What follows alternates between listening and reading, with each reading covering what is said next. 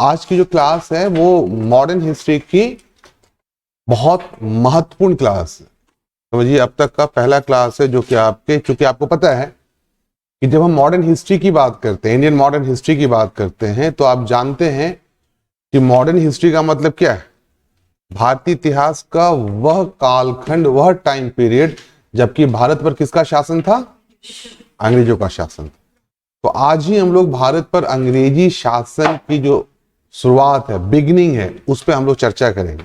ठीक है, पिछले क्लासेस पर आगे बढ़ने के पहले, पिछले क्लासेस को देखते हुए आगे बढ़ने से पहले हम लोग आज थोड़ी सी चर्चा करें कि आपको पता है कि अभी हम लोग एक ऐसे दौर से गुजर रहे हैं जो कुछ भी हो सकता है, थर्ड वर्ल्ड की तरफ भी बढ़ सकते हैं और मुद्दा जो है वो गड़बड़ भी हो सकता है। तो सबसे पहले आप में से कितने बच्चे हैं जिनको लगता है कि ये जो युद्ध हो रहा है रूस और यूक्रेन का, इसमें रूस की गलती है? कितने लोग ऐसे हैं जो मानते हैं रूस की गलती है? देखो, रूस की गलती मानने का एक बड़ा सरल सा वजह है कि जब कहीं लड़ाई होती है तो हम सबसे पहले उस व्यक्ति को गलत मानते हैं जो कि हाथ उठाता है। पहली बात तो कायदे से देखा जाए तो हाथ उठाने वाला यहां पर कौन है? रूस है। तो prima facie we can understand that Rus is the nation which started the war. Clear? लेकिन बहुत बार ऐसा भी होता है कि मतलब हमको फिर वो भी समझना पड़ता है कि अगर अगले ने हाथ उठाया तो there must be some reason, होना चाहिए कोई वजह। तीसरी बात है कि देखो, जीवन में एक बात बताऊं, मैंने एक बार एक निबंध लिखा था यूपीएससी में कि अच्छा और बुरा कुछ नहीं होता, आपके विचार उसे अच्छा और बुरा बनाते हैं। What my point? अब जब हम लोग विदेश नीति की बात करते हैं, ठीक है, विदेश नीति की बात बहुत पहले की बात है, मेरे बड़े भाई साहब किसी मुद्दे में अटक गए, ठीक है, उनका पहलू गलत था, उनका पहलू गलत था। तो हमसे हमारे एक बहुत करीबी थे जो जज थे, उन्होंने कहा कि सी व्हाट, सही और गलत का फैसला जो भी होगा वो देखा जाएगा, बट आप इन एनी कंडीशन आपको किसके साथ खड़ा रहना है? With your people, with your brother, with your friend. बात समझ रहे हैं? आप पीछे कुछ भी करिए बट सामने में आपको किसके साथ रहना है? अपने पहलू के साथ, अपने पक्ष के साथ। उसी तरीके से जब हम रूस और यूक्रेन युद्ध का विश्लेषण या विवेचन करेंगे तो हमें कुछ ऐतिहासिक तथ्यों को ध्यान में रखना पड़ेगा, चाहिए नहीं, पड़ेगा, क्योंकि जो इंटरनेशनल रिलेशन होता है उसमें ये बहुत गंभीर टॉपिक है। अभी का मामला रूस एक तरफ है और आपको पता है कि जो भी यूनाइटेड नेशंस में जो भी इसको लेकर के जो भी प्रपोजल्स आ रहे हैं उसमें इंडिया का स्टैंड क्या है? एब्स्टेन करता है, वो वोटिंग। क्या इंडिया रूस को क्रिटिसाइज कर रहा है? नहीं कर रहा है? कर रहा है, कर रहा है। इनडायरेक्टली वो बार बार कहता है कि भाई युद्ध किसी भी समस्या का निदान नहीं है, अगर समस्या है तो हल कैसे होगा? बातचीत से होगा। लेकिन फिर भी रूस के विरोध में इंडिया नहीं जा रहा है। यहां पर देखिए, एक बात समझने की बात है कि क्या हम लोग, भारत का जो स्टैंड है, भारत का स्टैंड क्या है? अगर पूछा जाए कि वैश्विक संकटों को लेकर के हमारा स्टैंड क्या है, तो हमारा ऑफिशियल स्टैंड है नाम गुट निरपेक्ष आंदोलन। गुट निरपेक्ष आंदोलन आपने पढ़ा होगा, non align movement. Non align movement क्या कहता है?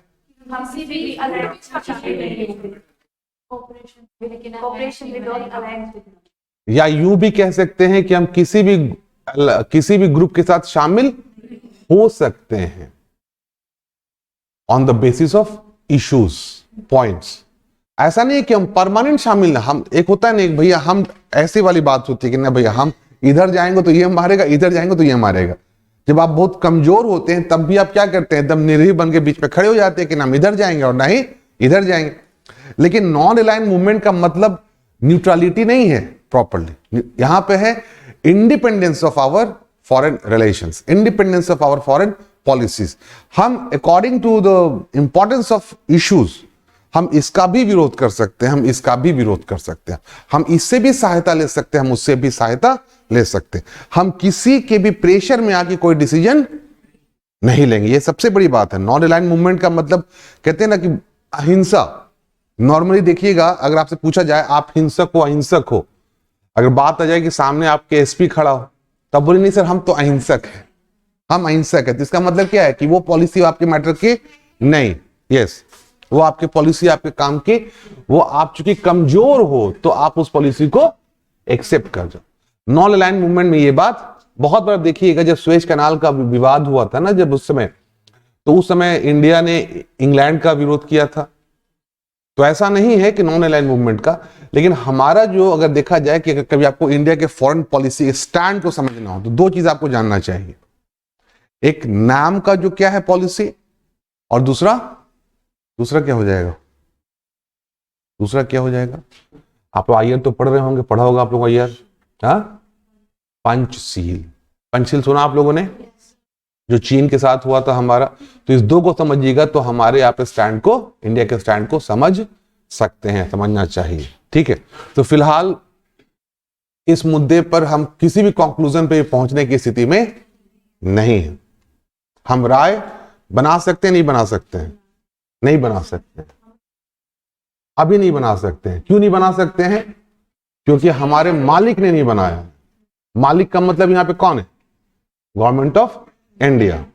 आप आईएएस की तैयारी कर रहे हो, एडमिनिस्ट्रेटिव पोस्ट के लिए तैयारी कर रहे हो, तो आप क्या इंडिया का जो ऑफिशियल स्टैंड होगा उससे इतर जा सकते हो? नहीं जा सकते हो।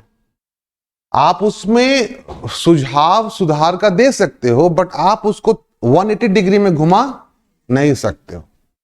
हम अमेरिका के फेवर की बात करें, देखो अभी क्या है ना मुद्दा, जो भी हम देखें, हम जो भी न्यूज देख रहे हैं, मैंने बार बार कहा है आपको, बहुत ध्यान समझिएगा। हमारे जो व्यूज होते हैं, जो हम सोचते हैं, क्या हम स्वतंत्र सोचते हैं?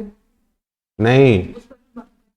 हम जो अखबार पढ़ते हैं वो पढ़ते नहीं हैं, हमें पढ़ाया जाता है। वो जो भी लिख दिया हमने पढ़ा। एक बार मैंने पढ़ा, एक न्यूज चला था टीवी पे, देखो कितना इंटरेस्टिंग है। एक मुस्लिम आईपीएस ने एक हनुमान भक्त को पीटा। अब देखो, ये आप क्या कहना चाहते हो? आप ये भी कह सकते थे कि एक आईपीएस ने एक अपराधी को पीटा, तो आप किसके पाले में खड़े होते? आईपीएस के पाले में। अब हनुमान भक्त को पीटा, अब आप जय बजरंगबली की बात करते हो, तो आप किसके पक्ष में खड़े रहोगे? तो व्यूज जो है ना, वो क्या लिख रहा है उस पर डिपेंड करता है। और आप लोग को, चूंकि आप लोग आईएएस की तैयारी कर रहे हैं, तो आप लोग को अपने व्यूज को क्या रखना होगा? बिल्कुल न्यूट्रल। ऐसा नहीं कि आप बहो मीडिया के चक्कर में। मीडिया, आपको पता है ना कि आज की डेट में मीडिया में स्तरहीन लेखकों का दौर हो गया। वो कुछ भी लिखते हैं, समझ में नहीं आता। ठीक है, ये सोशल मीडिया और मीडिया मिल गई। एक, हम जो भी टीवी देखते हैं वो देखते नहीं है, बल्कि हमें दिखाया जाता है। जो भी रेडियो सुनते हैं, अगर सुनते हैं कभी, तो भी हम सुनते नहीं, हमें सुनाया जाता। उसी के आधार पर हम अपना क्या करते हैं? व्यूज बनाते हैं। तो इस चीज से बचिए। Read between the lines. इसका मतलब क्या होता है कि जो लिखा है वो सब पढ़ेगा, लेकिन उन लिखे हुए के बीच में जो नहीं लिखा हुआ है, जब उसको आप नहीं समझेंगे तब तक मजा नहीं आएगा। तो खैर, ये जो युद्ध है, ये युद्ध किस बात की लड़ाई हो? ये किस बात की लड़ाई है? अगर आपसे सिंपल पूछा जाए, ये लड़ाई किस बात के लिए है? किसके? रूस। एक वो भी है। दूसरा, आप देखें तो आप इस बात से समझ सकते हैं कि हम एक आदमी को तो गाली दे ही सकते हैं। किसको? अमेरिका, नाटो को, कि भैया जब तुमको आना नहीं था तो भिड़ाए का है। सीधी सी बात। शुरू से लग रहा था कि अगर रसिया ने एक गोली चलाया तो नाटो 10 गोली चला देगा। लग रहा था ना, ये हम लोग को लग रहा था, सबको लग रहा था। लेकिन यहां तो नाटो घुसता चला गया। वही वाला चुटकुला हो गया। एक रिकॉर्ड हो रहा है तो मैं नाम नहीं लूंगा। एक समुदाय विशेष के एक फैमिली ट्रेन में जा रही थी, तो उसमें से सामने एक आदमी बैठा हुआ था। वो पति को मारा, तो पति बोला देखो हमको मारे तो मारे, पत्नी को मारेगा तो बहुत बुरा होगा। तो पत्नी को ही मार दिया। पत्नी को मारा तो मारा, बोला कि देखो बेटा को मारा तो बहुत बुरा होगा। बेटा को ही मारा, उसी तरह बेटी को मार खिलवा दिया। फिर सब बैठ गए। तो बोला कि यार तुम जब खुद खाए तो सबको काहे खिलवाए? बोले कि अब घर जाएंगे ना तो टेंशन नहीं होगा, तुम मार खा गए। अब सब मार खा गए तो बराबर हो गया माँ। तो ये खैर इस चीज में हम लोग को समझना होगा, ठीक है, समझिए चीजों को। चलिए फिलहाल आज का जो टॉपिक है बहुत बहुत इंपॉर्टेंट टॉपिक है। आज यहीं से स्टार्ट होगा हमारा मॉडर्न इंडियन हिस्ट्री, ठीक है। तो मॉडर्न हिस्ट्री कहां से स्टार्ट होता है? अभी आप थोड़ा सा लेट से आ गए। मॉडर्न इंडियन हिस्ट्री का मतलब है भारतीय इतिहास का वह कालखंड, आधुनिक भारत जो हम कहते हैं मूल रूप से, जब भारत पर जो एक सामान्य परिप्रेक्ष्य में, देखो डेट बहुत सारे हैं, 1707 भी है, 1750 भी है, 1757 भी है, 1761 भी है, बहुत सारे डेट है, लेकिन हम लोग सुविधाजनक रूप से कहते हैं 1707। क्यों कहते हैं 1707, 1707? क्योंकि हमारा जो सरकार की जो किताब है एनसीईआरटी, उसमें होता है जो पहला चैप्टर, पहला लाइन कि और इस प्रकार औरंगजेब मरा, और वहां से ये पुराने वाले एनसीईआरटी, नए वाले में जाएगा पैटर्न उसका चेंज कर दिया। एनीवे, लेकिन नॉर्मली जो एक परसेप्शन है वो ये परसेप्शन है कि मॉडर्न इंडियन हिस्ट्री का मतलब है वो टाइम फ्रेम जबकि भारत पर किसका शासन था? अंग्रेज। और अंग्रेज का शासन कब से स्टार्ट हुआ? 1757। फाइन। अब देखिए यहां पे हम लोग, देखो कभी भी चीजों को समझोगे तभी समझ में आएंगी चीजें। कॉम्परेटिव आपको पता है, अगर पूछा जाए कि भारत में अंग्रेजों ने जितनी भी लड़ाइयां लड़ी, सबसे पहले कौन सी लड़ाई स्टार्ट हुई? कौन सी लड़ाई? साम्राज्य को लेके, एम्पायर को लेकर के। अब आप बहुत सारे युद्ध हैं, बैटल ऑफ आप स्वाली भी कह सकते हो, बहुत सारे, बेदरा बाद में। सबसे पहले कौन सी लड़ाई, जो मेजर लड़ाई मैंने आपको लिखाई है, दो तरह की लड़ाई है, अंग्रेजों को दो तरह की लड़ाई लड़नी पड़ी। एक लड़नी पड़ी विथ अदर यूरोपियंस, और इधर हो गया विथ इंडियन स्टेट्स। आपको सबसे पहले, आपको यहां पर हम लोग क्या लिखते हैं, इसमें किसे लड़ना पड़ा उसको? फ्रेंच और Dutch.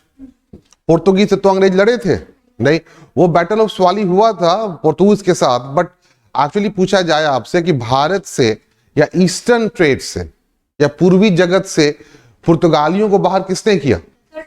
Dutch, with the help of Britishers. ये स्टैंड है। जहां तक रहा सवाल डेनमार्की, तो क्या डेनमार्की ने भारत में लड़ाई लड़ी? नहीं लड़ी। वो अपना सब चीज बेच करके चले गए।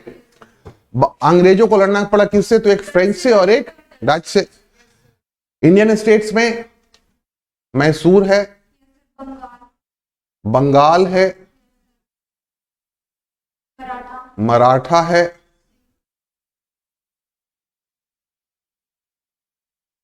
सिख है, और दैट्स इट। यही है। इसके अलावा जो और भी कैप्चर, सिंध विंध कैप्चर करते हैं, ठीक है। तो अगर पूछा जाए कि इन सारे जो 6 युद्ध हमने लिखे, सबसे पहले कौन सा युद्ध स्टार्ट हुआ?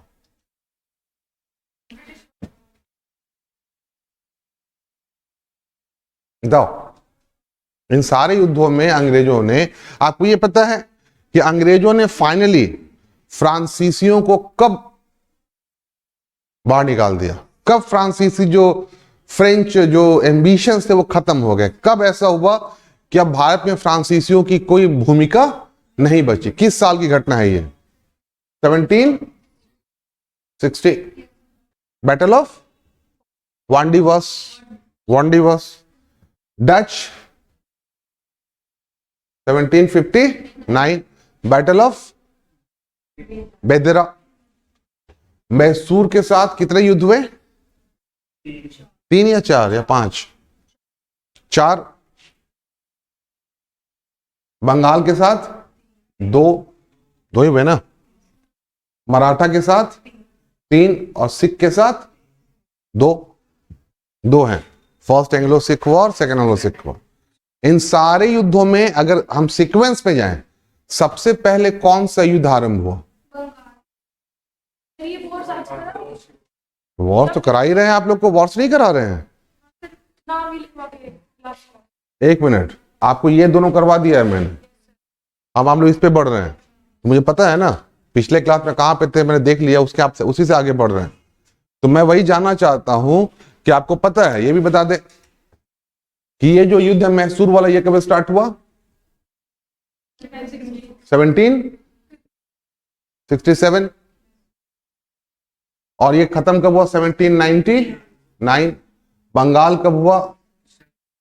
57 और 1764। मराठा 1775, 1818 और सिख 1846, 1840, 1845, 1849। तो आप लोगों से सबसे पहला सवाल ये है कि इन सारे युद्धों में सबसे पहले कौन सा युद्ध स्टार्ट हुआ? सबसे पहले, फिर यही बात है, आप लोग क्लास को रिवाइज नहीं करते हैं। जब पलटिए आप लोग जरा सा Anglo French war, Anglo French war पलटिए।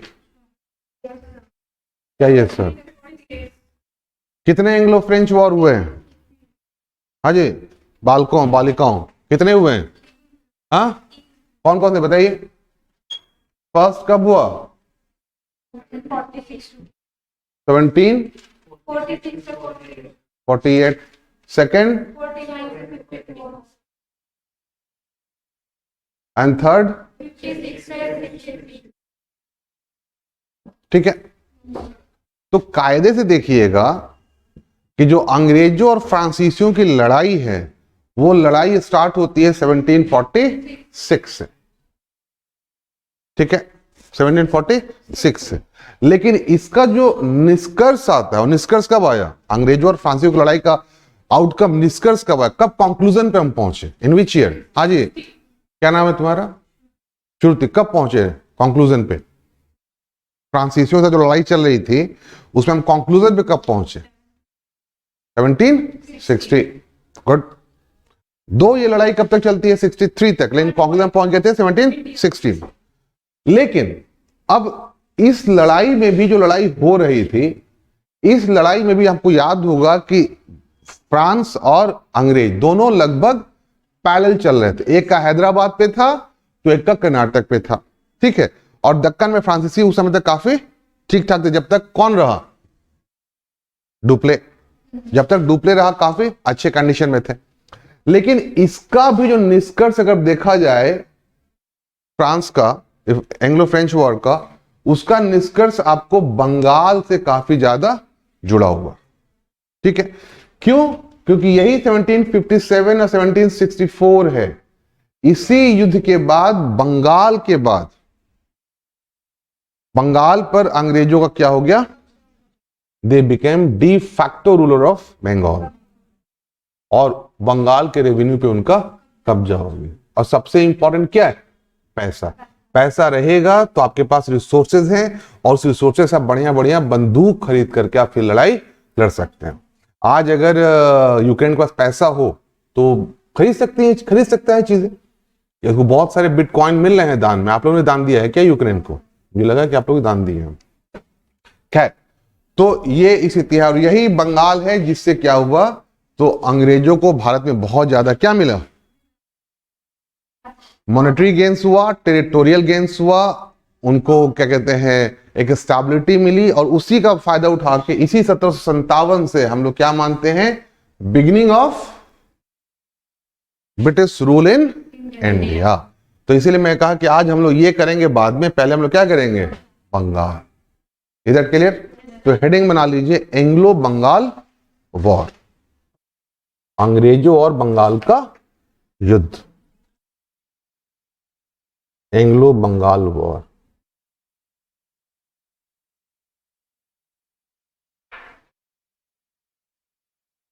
क्यों? आप सोचिए, भारत पर विजय की बात कर रहे हैं, और एक बंगाल, भारत का तो सारा, मतलब पूरा भारत, बंगाल को तो भारत नहीं कह सकते, हम क्या कह सकते? Bengal was a province of India, that's it. यही था ना। फिर ऐसा क्यों है कि बंगाल के विजय से भारत की विजय की बात की जाती है? भाई टेक्निकली अगर हम कहें, तथ्यात्मक रूप से जो आपके सामने फैक्ट्स हैं, कि सर ये हम क्यों कहते हैं कि भारत पर अंग्रेजों का शासन 1757 से हुआ, ये कहना चाहिए। सर आप ये कहिए कि बंगाल पर यहां से स्टार्ट हुआ, यही हुआ ना, फिर भारत पे क्यों कहते हैं? क्या इंपॉर्टेंस है बंगाल का? सबसे ज्यादा है वहां पे, और उधर वहां पे जो समुद्री था वो ट्रेड पे भी काफी ठीक है, तो थोड़ा सा हम लोग इसको समझने के लिए कहां चलेंगे, हिस्ट्री में, बहुत पहले की बात। ठीक है, आपको याद होगा हम लोग ने मॉडर्न हिस्ट्री स्टार्ट किया है, कुछ हम लोगों ने कॉन्सेप्ट्स पढ़े होंगे, समझे होंगे। इसमें से एक कॉन्सेप्ट था मर्केंटिलिज्म, वाणिज्यवाद, बताया था ना, वाणिज्यवाद, पूंजीवाद और वाणिज्यवाद। बेसिक अंतर क्या है इसमें, अब जैसे श्रुति के कान से ना सब गुजर रहा है, सब तो थे ही नहीं, हमको तो कुछ समझ में नहीं आ रहा है क्या है, तो आपको समझाएगी कौन, ये आप समझाइए। What is difference between mercantilism and capitalism in a very lemon type से, बहुत सामान्य अर्थों में। मर्केंटिलिज्म में स्टेट और उसमें इंडिविजुअल का, मतलब समझ में आया कुछ, अर्थव्यवस्था समझ में आता है, इकोनॉमी, इकोनॉमी एक्टिविटी हम क्यों करते हैं, तो अपने आप को आर्थिक रूप से स्वतंत्र सशक्त करने के लिए, कमाने के लिए, आर्थिक गतिविधियां। अब जब मैं अपने कमाई की बात कर रहा हूं, मेरी कमाई, तब वो कॉन्सेप्ट क्या कहलाएगा, कैपिटलिज्म, मतलब उसमें मैं क्या हूं, इंडिपेंडेंट। लेकिन जब बात होगी नहीं भारत की कमाई, तब वो क्या हो जाएगा, मर्केंटिलिज्म। स्टेट जहां इंपॉर्टेंट होगा, state funded, owned, guided economy की बात होगी, तब उसको क्या कहेंगे, मर्केंटिलिज्म। ठीक है, और मुझे अगर मान लो जैसे मैं एक टीचर हूं, ठीक है, और मुझे सबसे अच्छा, मतलब सबसे सशक्त, सबसे धनी टीचर बनना है, तो मुझे क्या करना पड़ेगा, सारे टीचर्स को हटा के अपने आप को एक मोनोपोली, सिर्फ मैं ही हूं और कोई है ही नहीं। उसी प्रकार मर्केंटिलिज्म में जब तक आप वर्ल्ड के इकोनॉमी पे कंट्रोल नहीं करेंगे, तब तक आप पावरफुल नहीं बनेंगे। भारत जो है, जैसा कि आप जानते हैं, भारत, तो भारत आरंभ से, बहुत पहले से, प्राचीन काल से भारत बहुत सारे व्यापारों का क्या होता था, केंद्र होता था, बहुत सारे डायरेक्शंस पे। चूंकि एक तो आपको पता है कि ये आपका इंडियन ओशन है, जिस प्रकार से हमारे यहां से मतलब ट्रेड रूट्स है बहुत, इसका जियोपॉलिटिकल जो लोकेशन काफी अच्छा है। ठीक है, हमारे यहाँ इधर ऊपर से आप जाएंगे तो इधर से क्या गुजरता है, एक रास्ता है, ये कौन सा रास्ता है, सिल्क रूट है, जो हमारे यहाँ से ऐसे करके आप इससे आ सकते हैं। ठीक है, और यहाँ से पेशावर आइए और फिर यहाँ से ऐसे करके इधर आ जाइए। ठीक है, इधर आ जाइए, ये एक रास्ता है जो कब से है भाई, तो ये आपको बहुत पहले से है, बहुत पहले से, वैदिक काल के, उत्तर वैदिक काल के बाद महाजनपद काल में आई है, तब से लेकर के आज तक है उत्तरापथ। बाद में इसको जीटी रोड के नाम से इसको जाना गया, शेरशाह सूरी ने इसको पिचिंग कराई। ये मौर्य काल में भी था, गुप्ता में था, सबसे था। यहां से एक रास्ता है जो सोनारगांव से स्टार्ट होता है, पेशावर, और फिर कहां मिल जाता है, सिल्क रोड में। यहीं पे एक बंदरगाह हुआ करता था जिसका नाम क्या था, ताम्रलिप्ति। यहां से जहाज बैठी और कहां चले जाइए, चाइना चले जाइए, साउथ ईस्ट एशिया चले जाइए, वहां सामान लाइए, यहां लाइए और यहां से वहां भेज दीजिए। ठीक है, फिर आपको याद होगा एक नाम सुना होगा, एक नाम कौन सा है, हिप्पालस। पहला राउंड किसने लगाया था, फर्स्ट धरती का चक्कर, मैगलन। हिप्पालस का संबंध किससे है, तो सबके बारे में बता रहा है इसने कैसे, एक तुम्हारा गड़बड़ा गया, तब दूसरा आंसर चेपो उस पर, सर यहाँ पहले फिर वो भी हो जाएगा, नहीं तो फिर तीसरा आंसर चेपो उस पर। पता है तो बोलो, हाथ उठाइए कि सर आई नो, तब मैं पूछूंगा। हाँ जी, आप बताइए। सागर में जो मौसम की हवा ट्रेड किस मौसम में हमारे वो वाला यही था, आप भी उसको सपोर्ट कर रहे हैं, वोट लाइक वोट बढ़ गया। ये एक ग्रीक नेविगेटर था जिसने ये बताया कि जो मानसूनी जो विंड है, मानसूनी हवाएं, उस पे आप जहाज को छोड़ दीजिए तो जहाज ऐसे ऐसे चला जाएगा जाते समय, और आते समय ऐसे चला जाएगा। और ये घटना कब की है, post Mauryan period. Post Maurya period, हाँ जी बालिका, कब से कब तक है, post Maurya period. Post Maurya period आप बताइए। 185 पोस्ट बहुत 185 से नहीं, पोस्ट मौर्य पीरियड है 200 BC से 300 AD, ठीक है, इसी बीच में ये घटना घटी। और इस घटना के बाद आपको पता होगा इसी पोस्ट मौर्य पीरियड में ये जो साउथ वाला एरिया, ये कौन सा इलाका कहलाता था? ये कहलाता था संगम, ठीक है। यहां पे 3 मेजरली स्टेट थे, चोल, चेर और पांड्य।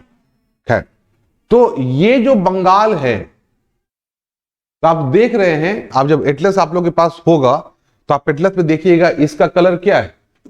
इस इलाके का क्या है कलर? रेड है, ग्रीन है?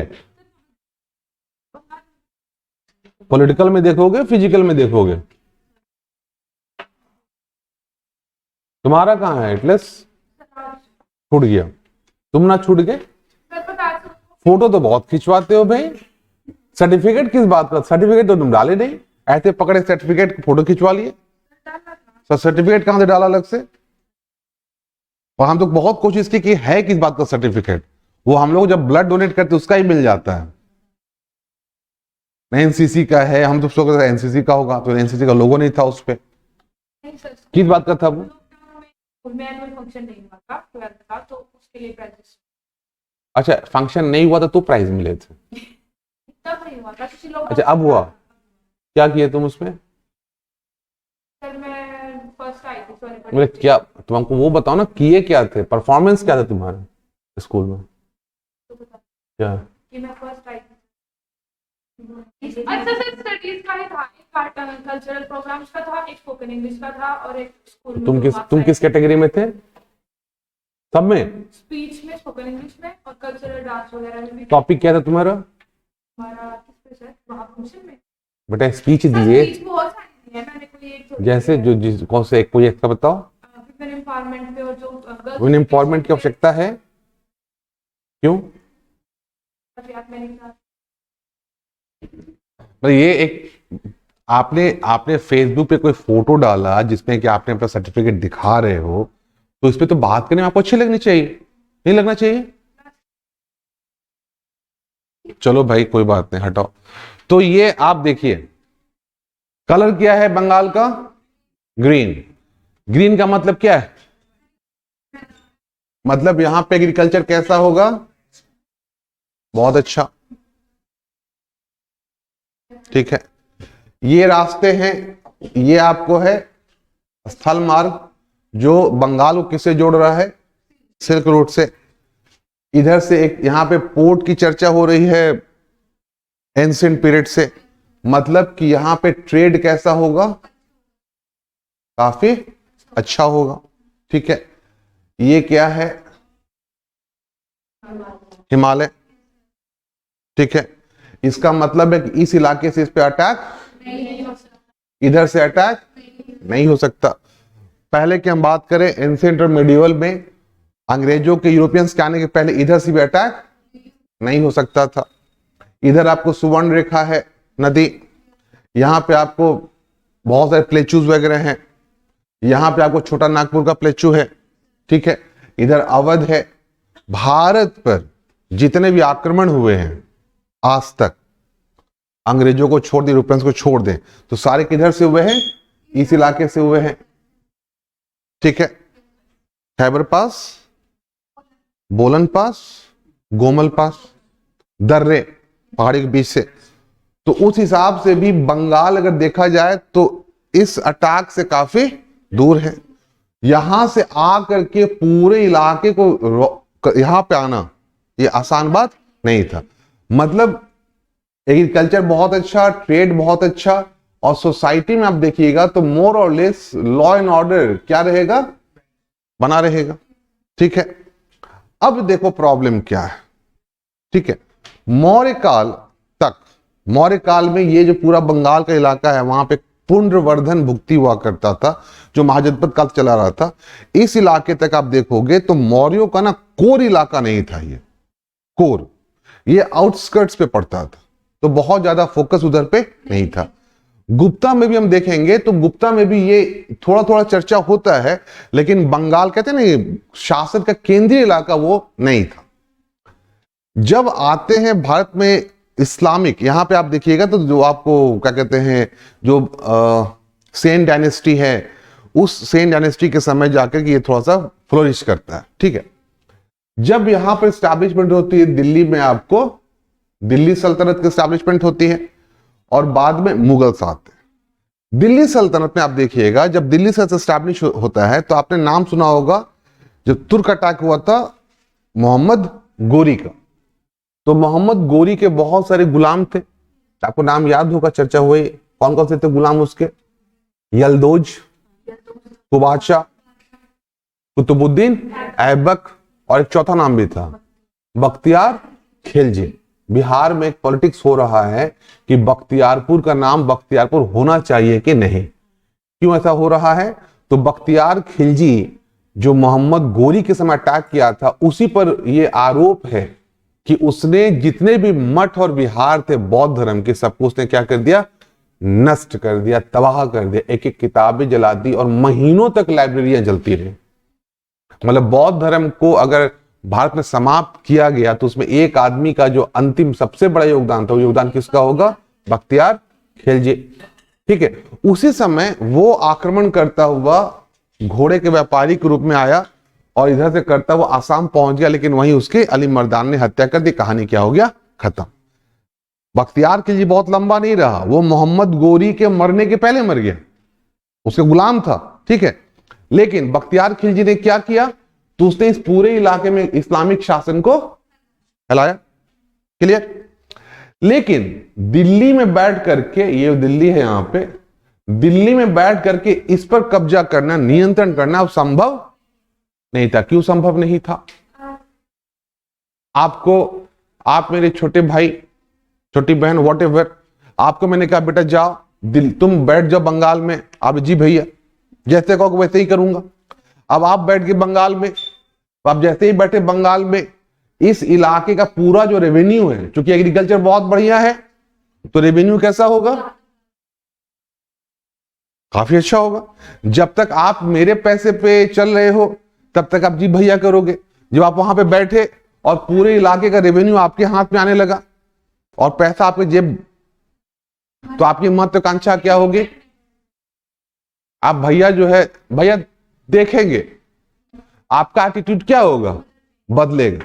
और सपोज भैया निकल गए, किसी युद्ध में मारे गए, कोई दूसरा आ गया, जब दूसरा यहां पे आएगा, उसको पता है कि यहां से यहां पे अटैक करना पॉसिबल है, आसान नहीं। मतलब वो हवाई जहाज थोड़ी है कि पहुंचा खट से पहुंच गए, यहां से यहां जाने महीनों लगेंगे।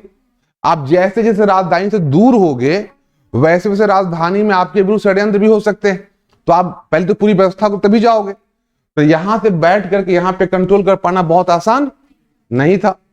तो बंगाल में आप देखो, हमेशा विद्रोह होते रहते थे दिल्ली के विरुद्ध।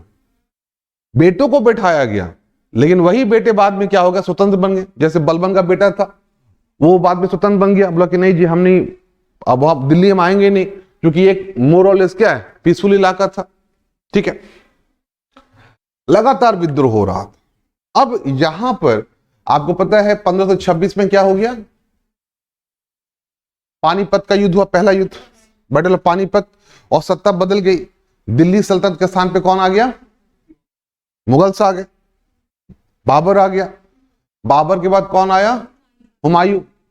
हुमायूं के पीरियड में ये जो बंगाल का इलाका है, ये ऑलमोस्ट एक इंडिपेंडेंट था।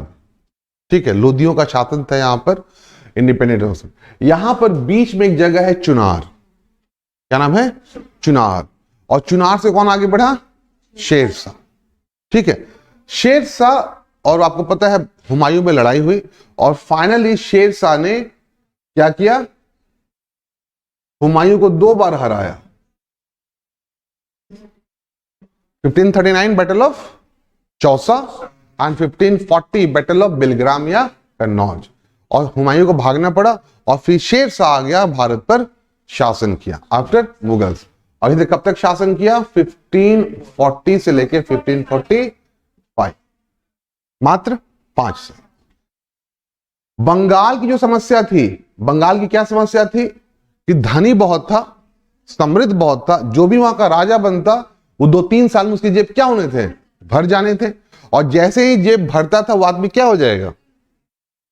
अभी आप यहां बैठे हुए हो कि सर आईएएस बनेंगे क्योंकि आप महत्वाकांक्षी हो, लेकिन अभी मान ली कहीं से लॉटरी लगा और आपको 20-25 करोड़ रुपया मिल गया, बैठोगे यहां पे, हो गया सर अब कुछ और करते हैं, क्योंकि अब आपकी जेब में क्या आ गया, महत्वाकांक्षाएं, सब चीज वही कंट्रोल करता है। तो शेरशाह को मैं भारत का महानतम राजा बोलता हूं, चर्चा करूंगा बाद में। फिलहाल बंगाल के बारे में देखें। शेरशाह ने बंगाल की समस्या को समझा और इसे फाइनली बंगाल की समस्या को क्या कर दिया, परमानेंट हल कर दिया। शेरशाह के बाद फिर बंगाल कभी भी दिल्ली के खिलाफ विद्रोह नहीं करता। क्या किया उसने, इसने इस प्रांत को सूबा कहते थे, बंगाल को मतलब किसी प्रांत को सूबा कहते हैं ना, स्टेट, उसने उसको बहुत सारे सरकार में बांट दिया, 15-16 सरकार। आप समझ सकते हैं कि स्टेट नीचे कमिश्नरी लेवल पे आप समझ लीजिए, ठीक है, 15-16 छोटे छोटा बांट दिया। और जितने भी सरकार बनाए सबका जो हेड कहां था अपॉइंट होता था, दिल्ली। मतलब उसने क्या किया, तो उसने बंगाल का जो रेवेन्यू था वो किसी एक आदमी के हाथ में जाने का अवसर नहीं दिया। अब इकट्ठे 15-16 लोग विद्रोह करे ये संभव नहीं, तो वहां से मामला सुलझ गया, ठीक है। तो बंगाल आप देखिए शुरू से क्या है, काफी ज्यादा समृद्ध इलाका है, यहां तो कोई दिक्कत नहीं, और यहीं के पैसे पर बहुत ज्यादा मामला टिका रहता था। और बंगाल में हमेशा से यहां पर शासक, जब मुगल आते हैं तो यहां पे सूबेदार बनाया जाता है, सूबेदार मतलब गवर्नर।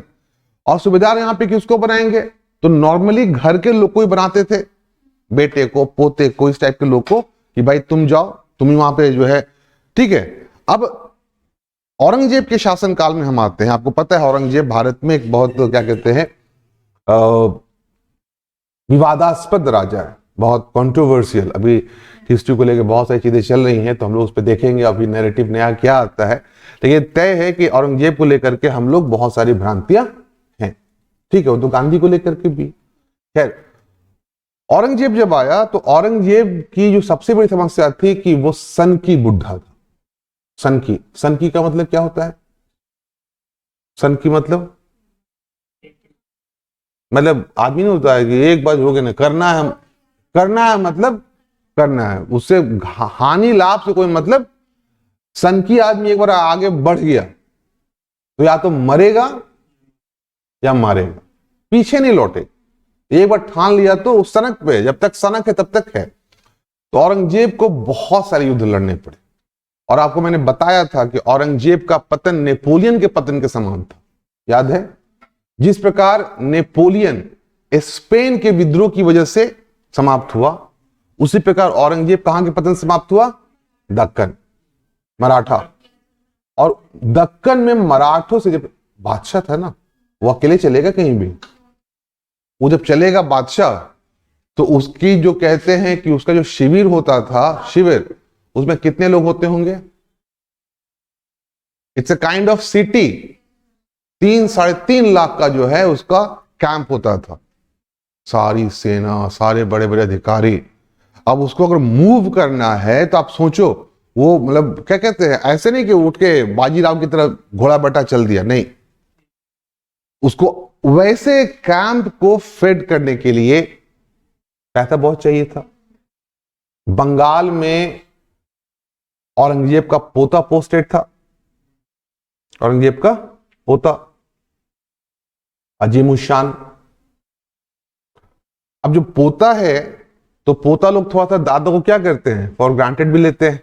अब पोता से लोग, सामान्य आदमी उसे बहस करेगा नहीं करेगा। अब सपोज करिए कल को जैसे भारत की जो प्रवृत्तियां हैं, अब प्रियंका गांधी का जो है मान लो नाती पोता हो जाए, जो भी हो जाए, बेटा तो हो ही गया। अब वो कुछ बोले, आप आईएएस भी हो तो आप उसका बात काटोगे, नॉर्मली नहीं काटोगे, लेकिन कुछ हो गया ना दमदार में काट देंगे लोग। इंदिरा गांधी काट देते तो वो क्या चीज है, फिर भी।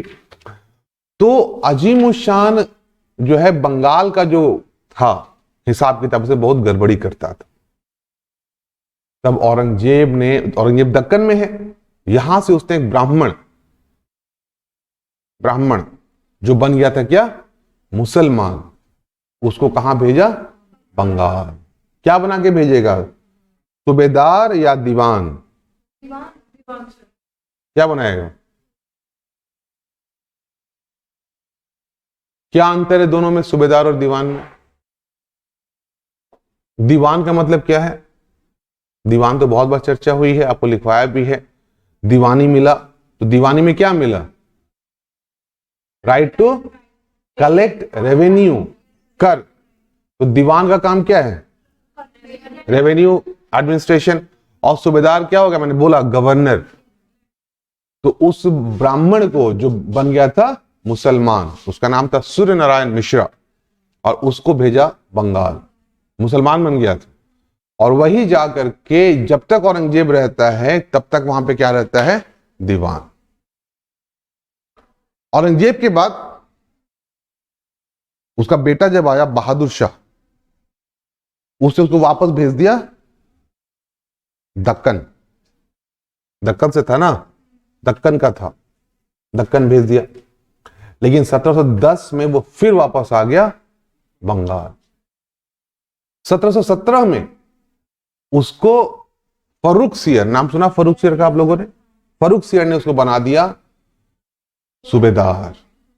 कहां का? बंगाल का। ठीक है, सूबेदार। और 1719 में बंगाल की सूबेदारी में किसको जोड़ दिया गया? उड़ीसा। और उस आदमी का नाम क्या था? Murshid Quli Khan, founder of the almost independent state of Bengal. वो बनाया, उसको अपॉइंट किसने किया? फर्रुखसियर ने किया। लेकिन वो वहां पर बिहेव कैसा करेगा? बिल्कुल स्वतंत्र रूप से। 1727 में उस मुर्शीद कुली खान ने बंगाल में जो भी प्रॉब्लम्स था, उस सारे प्रॉब्लम को, सबसे बड़ा प्रॉब्लम क्या होता है? मनी मैनेजमेंट, उसको शॉर्ट आउट किया। कलेक्शन ऑफ टैक्स को स्ट्रीमलाइन किया। जो जमींदार थे जो लगातार क्या करते थे? गबन करेंगे, विद्रोह कर देंगे, गबन करेंगे, पैसा देना नहीं चाहेंगे। आज अब पैसा दो तो क्या कर, विद्रोह कर देंगे। उनको उसने कंट्रोल किया। दूसरा, यहां का फॉरेन ट्रेड बहुत अच्छा था। बहुत सारे यहाँ पे डच भी थे, आपको फ्रेंच भी थे, अंग्रेज भी थे। वो सब भी, जो व्यापारी होता है, व्यापारी स्वभाव से क्या होता है? चोर होता है स्वभाव से। क्यों चोर होता है? तो टैक्स नहीं चुराएगा तो उसका लाभ नहीं बढ़ेगा। तो वो उस पर कंट्रोल किया मुर्शीद कुली खान। 1727 तक मुर्शीद कुली खान रहा। कब तक रहा? 1727। जब वो मरा तो उसका दामाद आ गया गद्दी पर। नाम था उसका सुजाउद्दीन। 1727। सुजाउद्दीन ठीक था, not bad but not very good.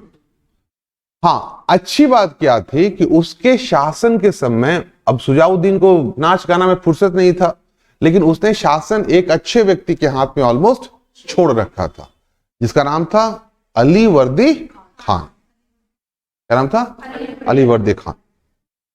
Ali वर्दी खान और उसका भाई हाजी अहमद, ये दोनों मिलकर बंगाल का शासन, और भी लोग थे ऐसा नहीं था, लेकिन ये दो मेन थे, संभाल रहे थे।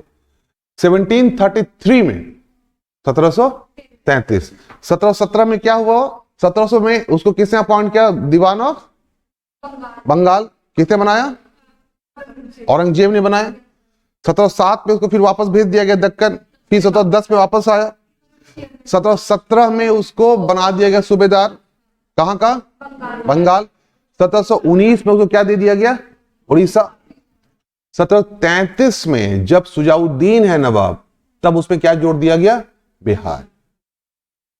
1733 करेंगे हम लोग, सुनो ध्यान से, जो आप ऐसे लिख सकते हैं। 1733 अब क्या हो गया? बंगाल, बिहार और उड़ीसा। ठीक है। सुजाउद्दीन के शासन में जो एडमिनिस्ट्रेशन है वो किसके पास है? हाँ जी, जोड़ना मतलब कि जैसे बंगाल पे एक का कंट्रोल है तो भी मेरे उसी के अंदर कंट्रोल। मेरे पिताजी जो है एक डिस्ट्रिक्ट के अपने डिपार्टमेंट के हेड थे। उनको डुअल चार्ज दे दिया, बगल का डिस्ट्रिक्ट भी आप देख लो, क्योंकि डिपार्ट ऑफिसर्स कम थे। फिर एक समय तक 5-5 डिस्ट्रिक्ट के अकेले हुआ करते थे आरटीओ, क्योंकि कम थे लोग। मतलब उस पूरे स्टेट की मतलब बंगाल तो आपके पास है ही है, अब आपको साथ उड़ीसा भी जोड़ दिया गया, आप उड़ीसा का यूनिट बन गए, तो बंगाल में उड़ीसा तीनों का सूबेदार एक आदमी हो गया। ठीक है, कौन हो गया? अगर पूछा जाए कि who was the first nawab of Bengal independent, तो आंसर क्या हो जाएगा? Murshid Quli Khan, a Brahmin converted to Muslim. Who was the first nawab of Bengal and Orissa? Murshid Quli Khan. क्या हो गया? कंफ्यूजन क्या है? सिराज कौन वो है? नाम लिया मैंने सिराज का अभी, सिराज बोला मैंने एक बार भी, तो फिर आप सिराज तक कैसे पहुंच गए? सिराज तक कैसे पहुंच गए? साथ साथ चलो, आगे ना भागो। ठीक है, समझिएगा। And who was the first nawab of Bengal, Bihar and Orissa? तब नाम क्या हो जाएगा? उड़ीसा कब मिला? 1700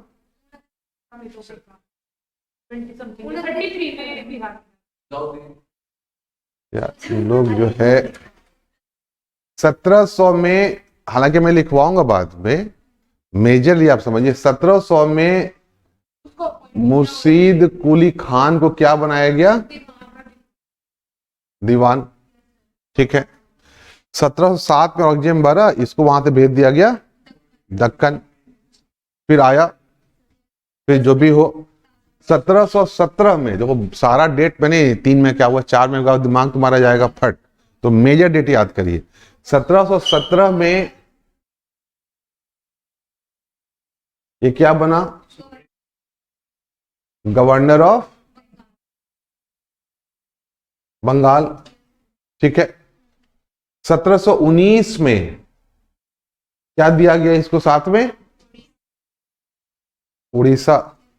ओडिशा भी है ना कुछ? ओडिशा कहाँ है? ओडिशा, ओडिशा यूक्रेन के। मेरा आप लोग न्यूज नहीं देख रहे हैं, मैप नहीं देख रहे हैं। क्यों नहीं देख रहे हैं? यूक्रेन को मैप पे अभी तक देखा ही नहीं आप लोगों ने। देखा तो यूक्रेन के, आप यूक्रेन के नॉर्थ में कौन सा कंट्री है? North of Ukraine. रूस यूक्रेन के किधर पड़ता है? East, west, north, south. देखो बेटा, अभी जो कि अभी आज 12वां दिन है, और हमको लगता है कि आप लोग, हम लोग मतलब उस जनरेशन में है कि हम लोगों ने कितनी क्रांतियां देखी, आप लोग नहीं देखे, हम लोगों ने देखा। संचार क्रांति, आज आप लोग के लिए फोन और ये सब जो है कोई दिक्कत नहीं, आप क्लास में ना भी बैठे तो यहाँ पे बैठ बैठ के लोग मतलब क्लास को जो है दोस्तों तक पहुंचाते रहते हैं, नहीं फोन पे आप लोग हो जाता है। हाँ मैं समझ रहा हूं, मैं वही मैं कह रहा हूं, ये क्रांति ही तो है, क्रांति नहीं है? हम लोग देखा है क्रांति। उसके बाद हम लोग किताबों में पढ़ते थे कि महामारी फैल गया, हाइजा फैल गया, नहीं फैला ना, प्लेग, हम लोग देखा। अभी एक को देखा, एपिडेमिक देखा, फिर वर्ल्ड वॉर पढ़ते थे, वर्ल्ड वॉर हुआ, वर्ल्ड वॉर आप लोग देखा, देख रहे वर्ल्ड, तो आप लोग को तो ये सब चीज को देखना चाहिए। आप लोग आईएएस की तैयारी कर रहे हैं, अभी देखा ही नहीं आप लोग। यूक्रेन, अगर पूछा जाए कि यूक्रेन और रशिया का डिस्प्यूट क्या है,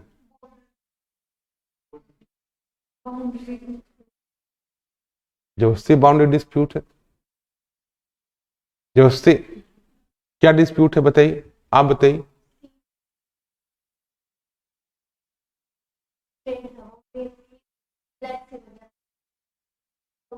कोई रास्ता है नहीं, और जो अगर नाटो उसने ज्वाइन कर लिया तो उस पर नाटो की मतलब मिलिट्री लग जाएगी, तो रशिया वहां से। नाटो क्या है? ट्रीटी ऑर्गेनाइजेशन है, ट्रीटी ऑर्गेनाइजेशन है क्या ये नाटो? तभी इसमें ये है कि अगर कोई भी देश पे हमला करे। कितने मेंबर हैं? अच्छा खैर चलो आगे बढ़ो, वेरी गुड, बहुत अच्छा बोल रहे हो, डोंट वरी। इसमें सभी देश जो है उन सबकी मिलिट्री है इसमें, अगर इनमें से मतलब कोई भी देश किसी एक देश पे हमला करे तो सारे देश की मिलिट्री मिलकर। तो रूस को क्या प्रॉब्लम है? रूस भी शामिल हो जाए? नहीं, क्योंकि सर रूस और यूएस से तो अलग है ना। क्या अलग है? दोस्ती हो नहीं सकती है? और रूस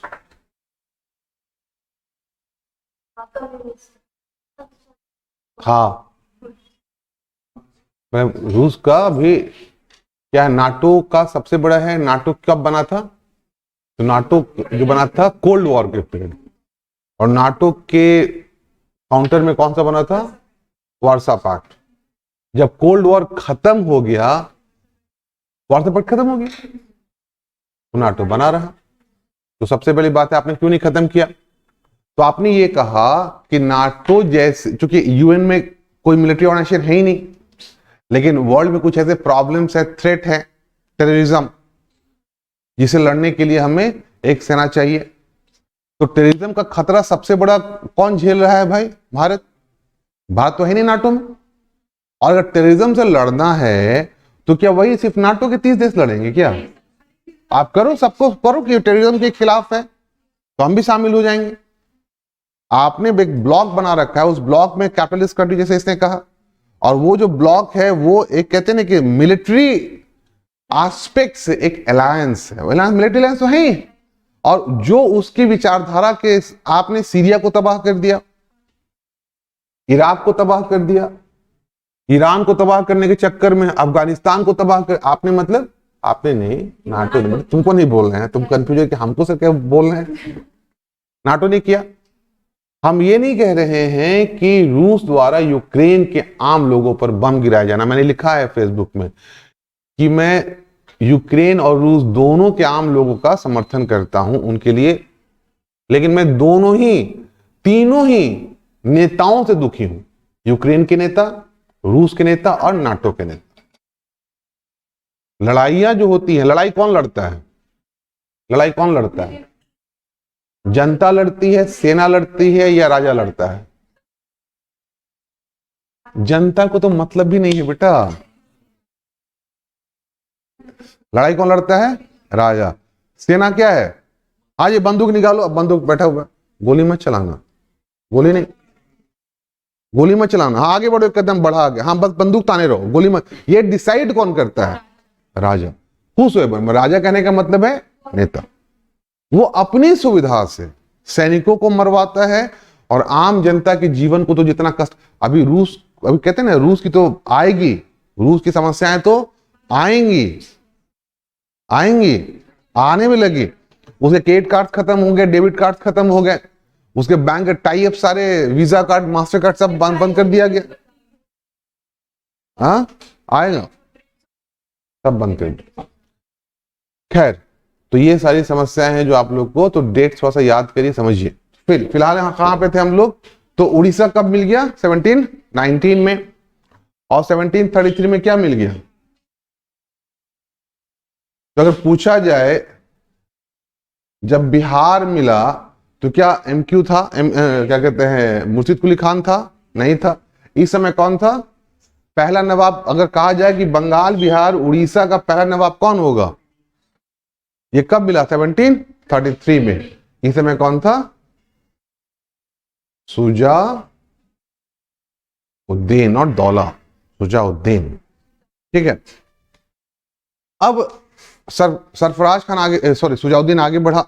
सुजाउद्दीन के समय आपको पता है शासन किसके कंट्रोल में था? अलीवर्दी खान। अलीवर्दी खान को सुजाउद्दीन ने डिप्टी गवर्नर बना रखा था। क्या बना रखा था? Deputy governor. कहां का? बिहार का, बिहार। ठीक है। 1739 में सुजाउद्दीन मर गया, और फिर इसका बेटा आया जिसका नाम था सरफराज खान। अब बाप जो है वो शासन में खुद ही शामिल नहीं है, बाप कहां लगा हुआ है? नाटक और रंगशालाओं में व्यस्त है, नाच देखने में व्यस्त है। तो बेटा के भी योग्य होने की संभावना काफी कम है। तो सरफराज खान भी बहुत योग्य नहीं था, लेकिन सारा काम कौन देख रहा था? अलीवर्दी खान। तो योग्य भी था तभी देख रहा था, और देखते देखते उसका एडमिनिस्ट्रेशन भी क्या हो जाएगा? कंट्रोल हो जाएगा। और जब आया सरफराज खान तो अलीवर्दी खान की महत्वाकांक्षाएं क्या हो जाएंगी? हम। तो फिर एक लड़ाई हुई 1740 में, बैटल ऑफ घेरिया। कौन सा लड़ाई? Battle of Gheria. घेरा नहीं, घेरिया।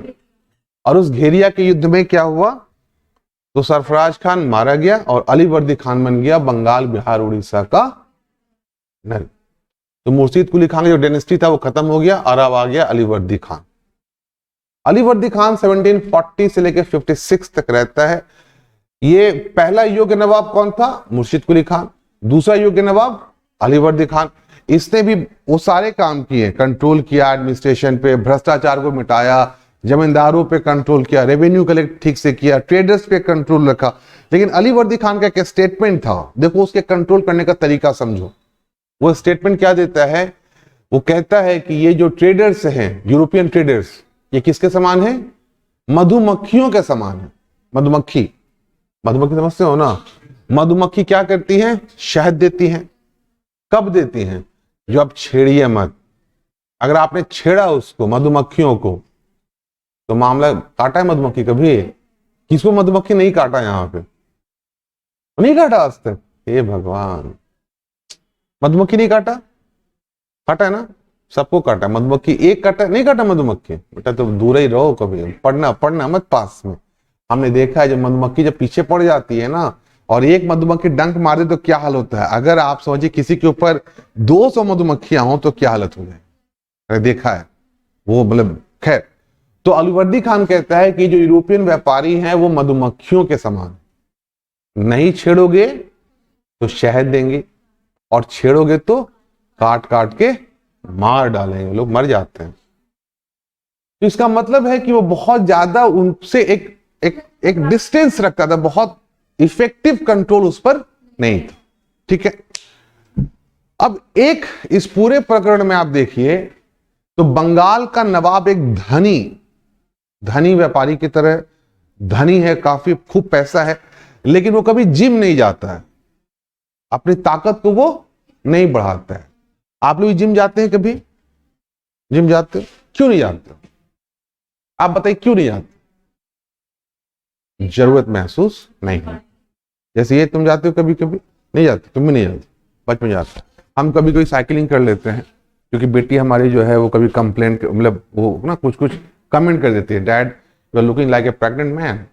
6 साल की, उसका दिमाग दो क्या क्या चलता है। 6 साल की उम्र है और वो कुछ भी तो बोले no do some cycling, you have to. उसमें मुझे टारगेट दिया है कि आपको अपना वजन 10 किलो कम करना है अगस्त के पहले, तो मैं थोड़ा सा कर लेता हूँ स्मार्ट दिखने के। उसका कहना है कि my dad should be smart, उस टाइप से ज्यादा क्लोथ।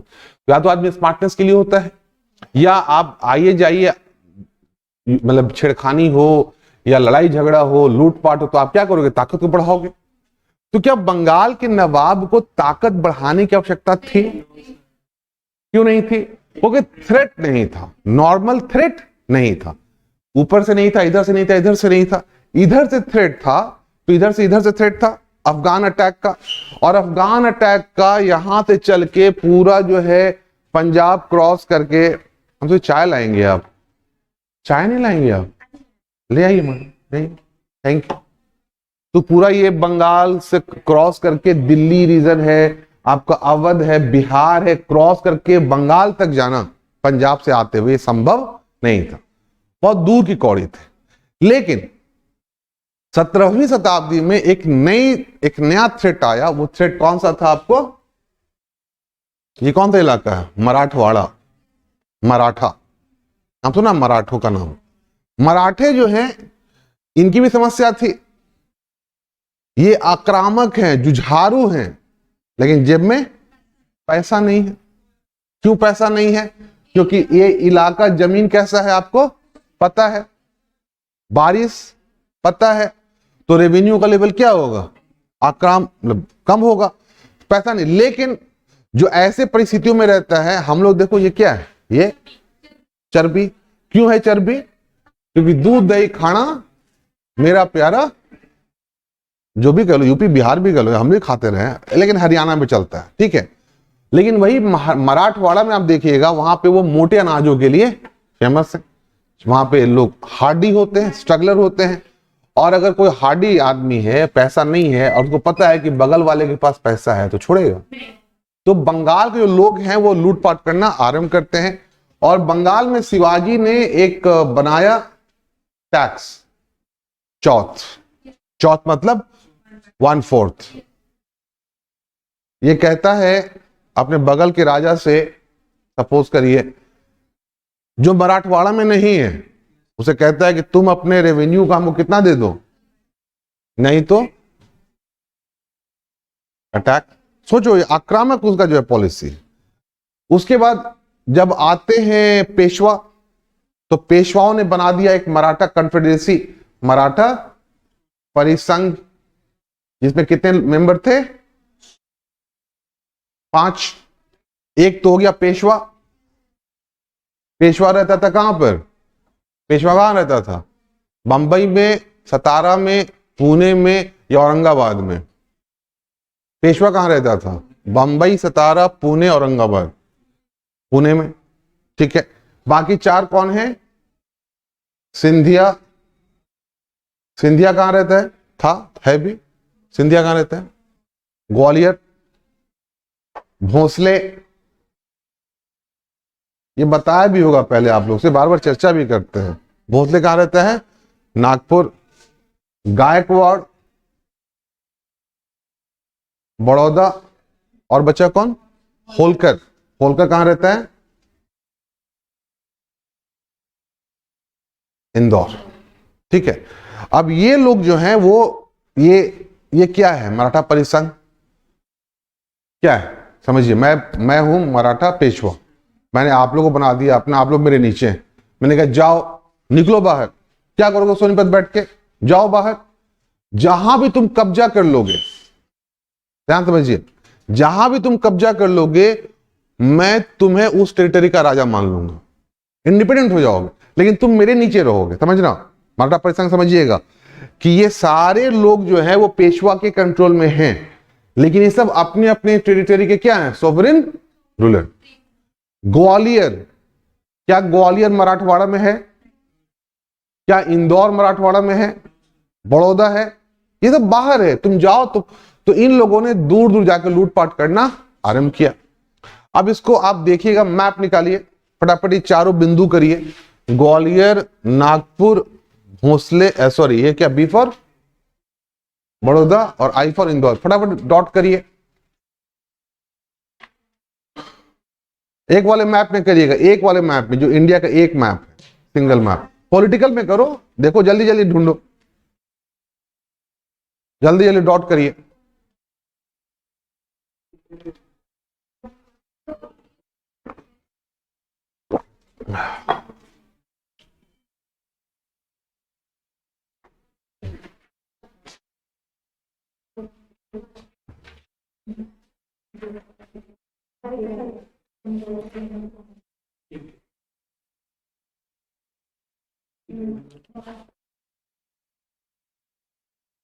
मेरा चारों हो गया, 5वां भी कर लो, पूना भी कर लो, कर लिया, कर लिए सर, डॉट कर लिए सर, जल्दी करो बाकी जो भी है।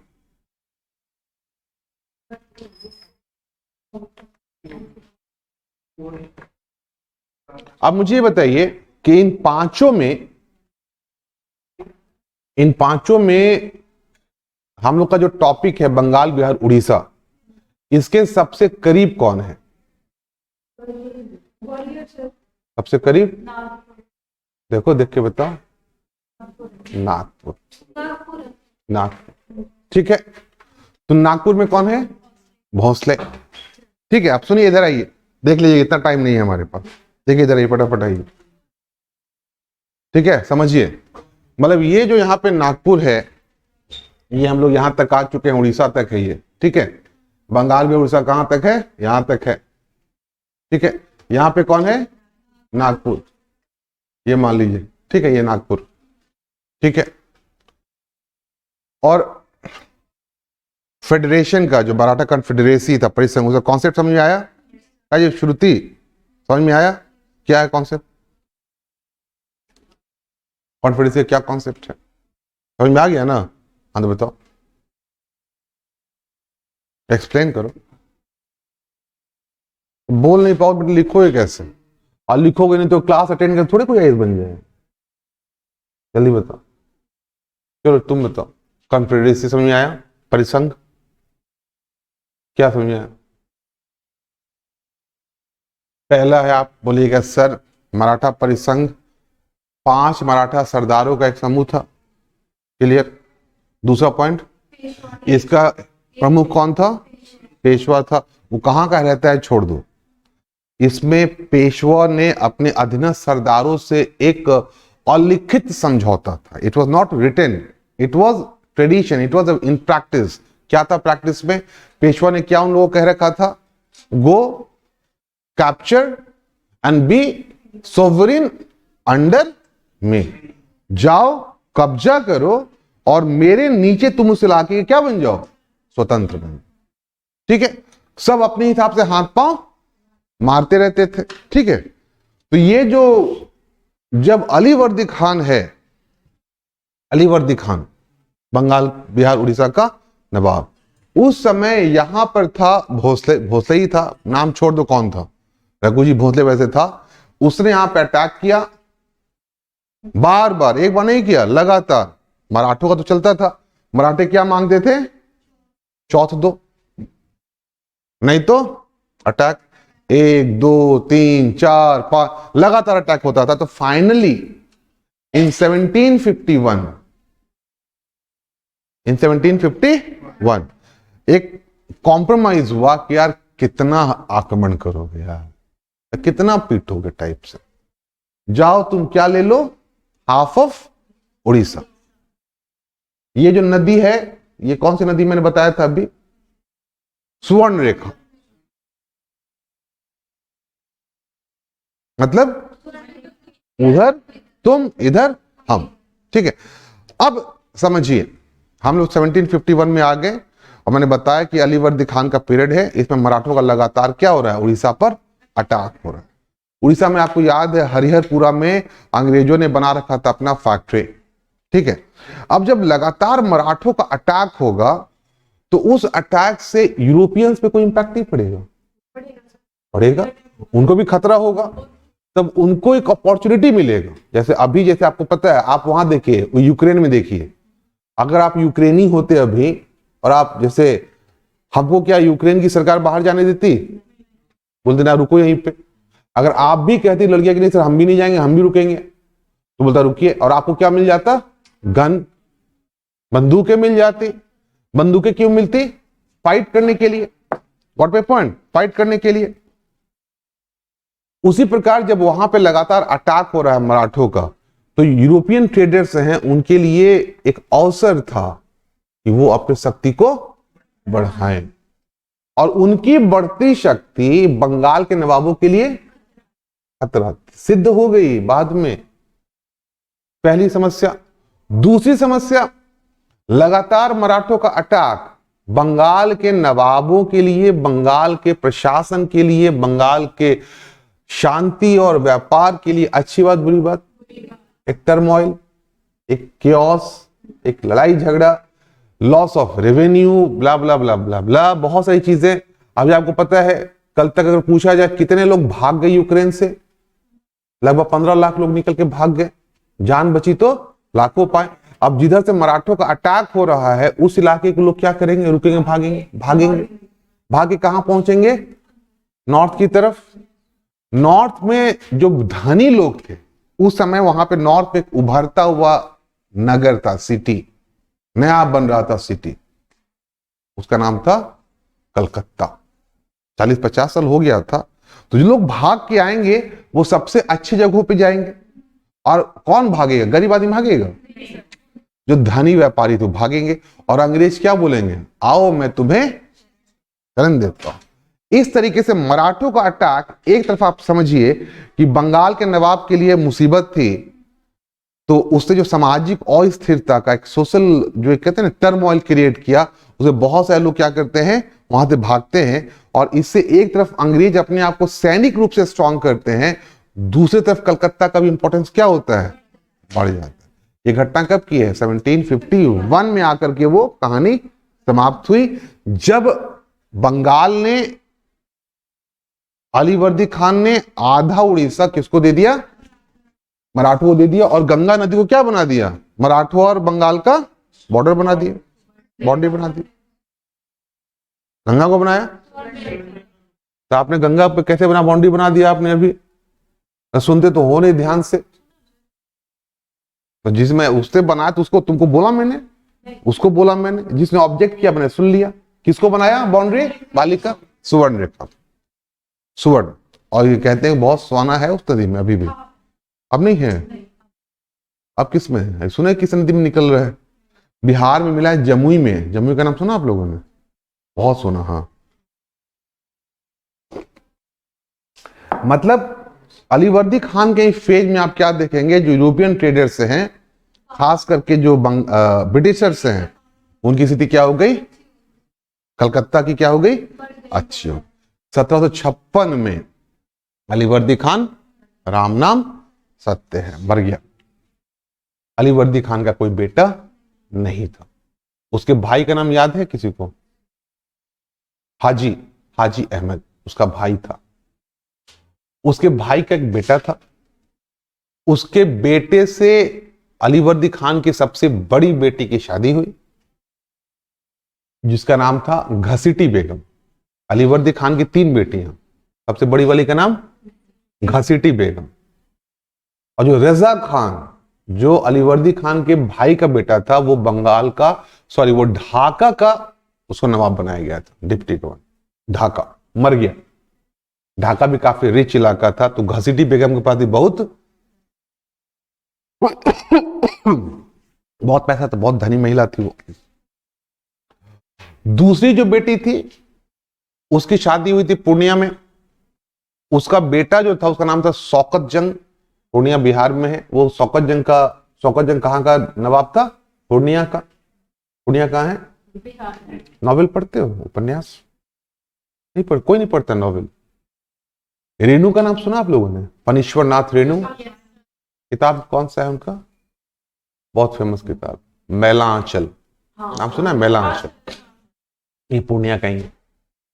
ठीक है, तो पढ़िए, कभी नॉवेल ही पढ़ा करो यार, सिर्फ यूट्यूब कितना देखोगे, नकली नकली सब बना के रखता है यूट्यूब आज के डेट में। सबको बुखार चढ़ रहा है यूट्यूब का भाई, कुछ ना कुछ डालने। मेरी वाइफ ने बना रखा है बेटी के लिए, पता नहीं क्या सीड कर बेटी के नाम पे, बनाओ या डालो क्या फर्क पड़ता है। सबको लगता है कि यूट्यूब पे डालेंगे मिलियंस फॉलोअर हो जाएंगे, पैसा पाएगा, ये है ना उस पे कंटेंट क्वालिटी, सब चाहते हैं ऐसे ही लोग लाइक करें। हम लोग देखते रहते हैं क्या करें, लेकिन आज के ये जनरेशन जो है ना बहुत दिग्भ्रमित होता जा रहा है, सब कर रहे हैं। खैर, लेकिन हाँ एक चीज है, मैं अपनी मतलब मानूंगा मेरी बेटी का, मेरी वाइफ का जो बहुत अच्छा चीज है। कल मेरी वाइफ और बेटी में हो गई लड़ाई रात में। वाइफ काफी टायर्ड थी, 2-3 दिन से घर में गेस्ट काफी थे, लेकिन उसी ने बेटी को एक हैबिट डाल रखा है, जब वो 3 साल की थी तब से, कि सोने से पहले आधा घंटा 45 मिनट वॉट एवर एक बुक पढ़ना है। और बेटी तो पढ़ नहीं पाएगी, तो बेटी के लिए काम कौन करेगा, अभी मम्मी करेगी। कभी कभी मैं भी करता, कल वो बहुत टायर्ड थी, बोले आज मैं नहीं पढ़ूंगी। अब उसको था कि नहीं, अब स्टोरी के बीच में है वो नॉवेल चलता है, क्या पता नहीं कोई फेमस 5 कर कोई नॉवेल है, तो उसका मतलब खूब सारे मतलब महंगे महंगे नॉवेल्स आते हैं बच्चों के। तो कुत्ता और बिल्ली का था, अब कल हो गई लड़ाई रात के 11 बजे, मैं नहीं पढ़ूंगी। अब वो आई रोते रोते मेरे पास, तो मुझे लॉ में पढ़ देता हूँ, तो 1 घंटा लगा मुझे सारा स्टोरी को पढ़ने में। अच्छी चीज है, पढ़ना चाहिए। तो उसको मैं ये चीज देखा, आप लोग भी पढ़ते तो हो नहीं, किताबें पढ़ते हो, किताबें, नॉवेल्स, स्टोरीज। नॉवेल्स आप लोग को पढ़ना चाहिए, नहीं पढ़ना चाहिए? आप लोग का मतलब क्या है, एस्पिरेंट्स ऑफ यूपीएससी, पढ़ना चाहिए नहीं पढ़ना चाहिए? क्यों पढ़ना चाहिए? इंपॉर्टेंट ये है क्यों पढ़ना चाहिए। अच्छी अच्छी किताबें क्यों, जैसे अच्छे अच्छे नॉवेल जो हमारे जैसे बंकिम चंद्र हैं या शरद चंद्र हैं या प्रेमचंद हैं या फणीश्वर नाथ रेणु, बहुत ही इस टाइप के, आपको रविन्द्रनाथ टैगोर का भी है, बहुत सारी चीजें हैं। ये पढ़नी चाहिए नहीं पढ़नी चाहिए? क्यों पढ़नी चाहिए? हमारे जो माइंड ग्रो होगा, एक हो गया कि हमको एक टाइम फ्रेम की जानकारी मिलेगी, भारत की जो परंपरा है उसकी जानकारी मिलेगी, ट्रेडिशंस की जानकारी मिलेगी, सोसाइटी की बहुत सारी चीज मिलेंगी। एक नंबर 2 रीडिंग हैबिट इंक्रीज होती है लैंग्वेज में। वो तो तभी तो तुम पढ़ोगे, वो तो इंक्रीज हो गई, तुम पढ़ ली, उसका इम्पैक्ट क्या पड़ेगा? एक सेल्फ एग्जांपल दे पाएंगे, उसके बाद हम कहीं भी कनेक्ट हो जाते हैं, 2 चीजें। दूसरा चीज बहुत बहुत इंपॉर्टेंट क्या है, आपका जो लैंग्वेज है। अभी हम लोग जो पढ़ते हैं, लैंग्वेज कहाँ से लेते हैं हम लोग? बुक्स है, एनसीईआरटी से तो खैर बिल्कुल बुकिश है। मीडिया से लोगे तो बहुत चलताऊ है, बहुत चलताऊ है। आप जब ऐसे नॉवेल्स को पढ़ेंगे तो आपके भाषा में क्या आएगा, आप इंग्लिश तो बहुत सारे नॉवेल्स है, वो एक आप पे दिखेगा। तुम जब नॉवेल पढ़ने लगोगे तुम्हारे पर्सनालिटी में चीजें दिखेंगी, वो ऐसा नहीं कि नहीं दिखेंगे, वो दिख जाएंगी। पढ़ना चाहिए कम से कम आधा घंटा 45 मिनट का रोज एक हैबिट बनाइए, पढ़िए तो आपके ठीक है। खैर तो हम लोग कहां पर थे, तो घासीटी बेगम कहां के नवाब की विधवा थी, ढाका। छोटा जो मजली बेटी थी उसका बेटा कहां का नवाब था, पूर्णिया, शौकत जंग। और सबसे छोटी जो बेटी थी उसका बेटा कौन था, सिराज उद दौला, 19 साल का लड़का। नाना मर गए, अब सिराज उद दौला को नाना ने अपना सक्सेसर बना दिया, वो बन गया नवाब। सबसे पहला विरोध कहां से आया, बड़ी मौसी से, दूसरा शौकत जंग से आया। ये घटना घटी वो फरवरी में मरा अलीवर्दी खान। अब उसके बाद अब देखो सिराज के सामने प्रॉब्लम क्या है, सिराज के सामने सबसे पहला प्रॉब्लम उसके अपोनेंट्स मौसिया और उसका कजन। दूसरा प्रॉब्लम इधर ये समय आपको याद होगा 1739 करनाल का युद्ध, नादिर शाह का अटैक, और उसके बाद अहमद शाह अब्दाली का अटैक लगातार हो रहा था। और ये एक संभावना था कि अफगान अटैक करते हुए कहां पहुंच जाएंगे, बंगाल। इधर जो यूरोपियंस हैं ट्रेडर्स, उनकी महत्वाकांक्षाएं क्या हो गई, बढ़ रही थी। अब वो उदंड होते जा रहे थे। अब ट्रेडर्स जो है, व्यापारी, मैंने पहले भी कहा व्यापारी क्या होता है, आपको ईमानदार व्यापारी मिला आज तक? जैसे कहते हैं, मुझे नहीं पता, खैर मैं उस पर नहीं जाऊंगा अभी, आप लोग फिर कहिए किस तरह बायस हो रहे हैं, जेंडर बायस। अच्छी पत्नी का कोई कॉन्सेप्ट नहीं होता, सुना आपने कहा अच्छी पत्नी, वे ऐसे कहते हैं लोग, मैं नहीं जानता, मतलब मुझे नहीं पता। वो सिर्फ ईमानदार व्यापारी का कोई कॉन्सेप्ट नहीं होता। ईमानदार व्यापारी जब भी होगा क्या होगा, और लायक पति भी नहीं होता बेटा। पति हमेशा क्या होता है, संसार का सबसे नालायक आदमी कौन, पति। और सबसे लायक आदमी कौन, बाप। सबसे स्मार्ट कौन, सबसे खूबसूरत कौन, बहन। ना बेटा, ये यहाँ पे गड़बड़ हो जाएगा। बेटी तो खैर अलग ही है, पत्नी खुद। मैंने बताया था आपने जो अकबर का पॉलिसी किया था हम लोगों ने। खैर बेटी का तो स्थान ही अलग, बेटी का स्थान ही अलग। क्या नहीं, ये परफेक्ट नहीं कहेंगे, लेकिन देखो बाप और बेटी का जो बॉन्डिंग है ना, जो अंडरस्टैंडिंग है, वो बहुत डिफरेंट होता है। ये आप तभी महसूस, आप लोग तो महसूस कर ही सकते हो, तुम लोग अभी करोगे नहीं, तो तब करोगे जब क्या बन जाओगे, बाप। और बेटी के खास करके जिसके लाइफ में बेटी नहीं हुई, उसका लाइफ मतलब वो एक अधूरापन रहेगा उसमें ना, वो कभी पूरा हो ही नहीं, बेटों से हो ही नहीं सकता। कल कस के थप्पड़ मार दिया उनको यार, बहुत कस के खेल में।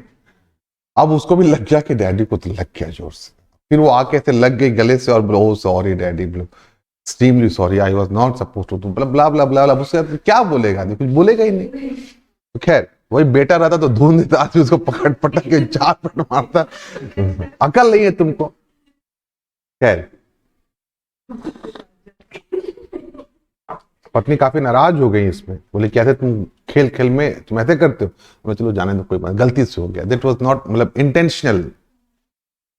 खैर बायस हो जाता है जिसको कहने के बाद। खैर तो 19 साल का सिराजुद्दौला नवाब बन गया। अब उसके सामने थ्रेट्स, एक इंटरनल थ्रेट्स, एक्सटर्नल थ्रेट्स।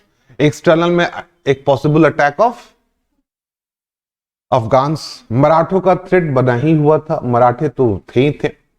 ऐसे में सिराज का जो पहला, जो आप सिराज के ना पूरे 1 साल का स्पैन है उसका, 56 से लेके 57, 3 पार्ट में बांट सकते हैं। फर्स्ट जो फेज है उसका मार्च से लेके जून 1756, इसमें उसने जो इंटरनल थ्रेट्स है उस सबको खत्म कर दिया।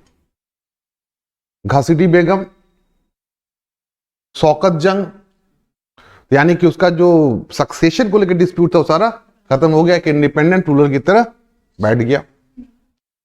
जो अंग्रेज बदमाशी क्या कर रहे थे कि जब आप कहीं डीएम बन के जाओ, सपोज करो, और डीएम बन के जाओगे तो आपको आपसे उस इलाके के गणमान्य लोग, व्यापारी लोग आकर के आपसे मिलेंगे, सब आएगा। अरे एक आदमी नहीं आया, इसका मतलब क्या है कि वो आपको खटकेगा। अंग्रेज नहीं आए। अंग्रेज क्यों नहीं आए? तो जो घसीटी बेगम का ग्रुप था उसने अंग्रेजों को क्या रखा था, अरे नहीं इसको तो हटा दें। तो वो किसको सपोर्ट कर रहा था? घसीटी बेगम वाले ग्रुप को। घसीटी बेगम का दीवान था, उसका नाम था राजवल्लभ। याद रहे, जो नाम बोले उस नाम को कहीं नोट कर लिए, याद रखिएगा, मैं लिखवा भी दूंगा। क्या नाम था? राजवल्लभ। और राजवल्लभ का बेटा था यंग चंद्रवल्लभ। क्या नाम था? चंद्रवल्लभ। अंग्रेजों ने चंद्रवल्लभ को क्या दे दिया? अपना समर्थन, और उसको बुला करके कलकत्ता में लिया छुपा। सिराज क्या बोला? हवाले करो, दुश्मन है मेरा। अंग्रेजों ने बोला नहीं। इस बीच में यूरोप में लड़ाई स्टार्ट हो गई, आपको याद होगा, second Anglo French war, third Anglo French war 1756 से स्टार्ट हो गई। और अंग्रेज और फ्रांसीसी दोनों अपने अपने किलों की क्या करने लगा, फोर्टिफिकेशन, किलेबंदी स्टार्ट करा दिए। सिराज ने क्या बोला? व्यापारी हो, व्यापार करो, किलेबंदी मत करो, सेना इकट्ठा मत करो। फ्रांसीसी मान गए, जी सर ठीक है। अंग्रेज नहीं माने। सिराज ने अटैक किया। कासिम बाजार और कलकत्ता अंग्रेजों का केंद्र था, वहां से भगाया दोनों को, अंग्रेजों को भगा दिया। अंग्रेज दोनों जगह से भागे। भाग करके ये यहां पे कलकत्ता के पास एक छोटा सा द्वीप था जिसका नाम था फुल्टा। नाम याद रखिए, पूछा हुआ भी है, फुल्टा। जो वहां का गवर्नर था, अंग्रेज गवर्नर कलकत्ता का, वो भाग के कहां चला गया? सब लोग को लेकर के फुल्टा। कुछ अंग्रेज पकड़े गए, उनको छोटे से कमरे में 150 लोगों को, ऑलमोस्ट 146, उसको बंद कर दिया। सुबह में जब खोला गया, आधे नहीं बेटा, 123 मर गए और बचे सिर्फ 23। कितने मर गए? 123, बचे 23। उसी बचने में एक आदमी था जिसका नाम था हालवेल। बताया होगा मैंने, नाम लिख लीजिए, हालवेल। हालवेल बस लिखो, अभी बाद में सब लिखेंगे, फिर भी लिख लो एक बार, हालवेल। ये कौन था? Survivor of the tragedy. उस ट्रेजेडी का नाम क्या था? Black hole. Black hole, survival of the black hole tragedy.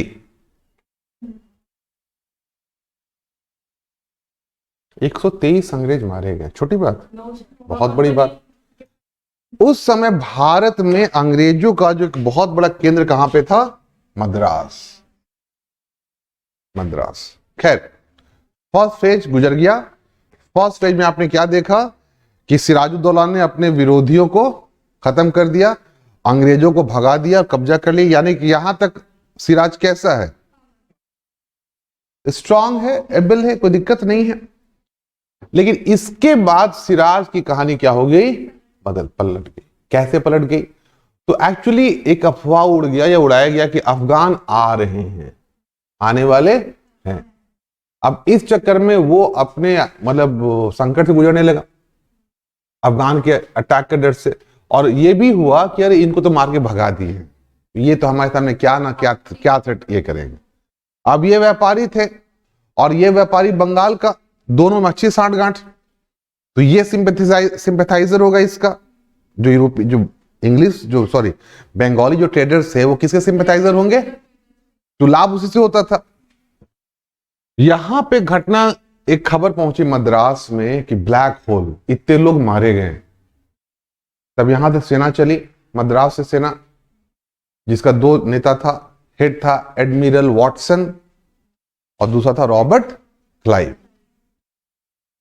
ठीक है, रॉबर्ट क्लाइव कैसा आदमी था? धूर्त, चतुर धूर्त। वो पहुंचा जनवरी में कहां पहुंच गया? फुल्टा। और वहां पर कलकत्ता में सिराजुद्दौला ने जब कब्जा कर लिया था, अंग्रेजों को भगा दिया था, तो वहां पर उसने मानिक चंद को वहां का बना दिया था इंचार्ज। कहां का? कलकत्ता का इंचार्ज, मानिक चंद। क्लाइव आया, उसने धीरे से मानिकचंद को क्या दे दिया, पैसा। और हल्की फुल्की लड़ाई हुई और मानिकचंद वहां से भाग गया और वापस कलकत्ता पर कब्जा हो गया अंग्रेजों का। अफगान अटैक का डर, उसके अपने जो अधिकारी थे व्यापारी, उसने अधिकारियों को इन्फ्लुएंस किया। अधिकारियों ने कहा कि आपका असली दुश्मनी थोड़े है, दुश्मन तो वो है, इससे दोस्ती कर लीजिए, मान जाइए। तो जाके जनवरी में क्या हुआ, कलकत्ता पर कब्जा हो गया अंग्रेजों का फिर से। फरवरी में एक संधि हुई, कलकत्ता की संधि। इन कलकत्ता का नाम उसने बदल दिया था, सिराजुद्दौला ने नाम रख दिया था अलीनगर। क्या नाम रख दिया था, अलीनगर। तो संधि कहते हैं ट्रीटी ऑफ अलीनगर। उसमें क्या संधि था, तो उसमें संधि हुआ कि सिराज ने कहा ठीक है कलकत्ता वापस, चलो भाई वापस। जो नुकसान हुआ कलकत्ता में अंग्रेजों का, उसका भरपाई हम करेंगे। देखो अब यहां यही मामला क्या हो गया, गलत संधि करा दी गई। दूसरा, कलकत्ता में अंग्रेजों को सिक्का ढालने का अधिकार मिल गया। जो किलेबंदी का राइट था, जिसकी वजह से लड़ाई हुई थी, वो राइट मिल गई। फोर्टिफिकेशन का राइट मिल गया, मिलिटाइजेशन का राइट मिल गया।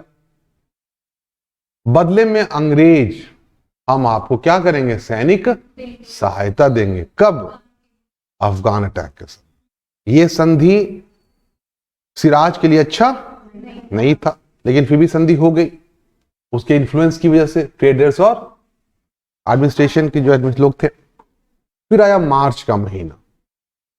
मार्च, अभी थ्रेट खत्म नहीं हुआ है अफगान अटैक का।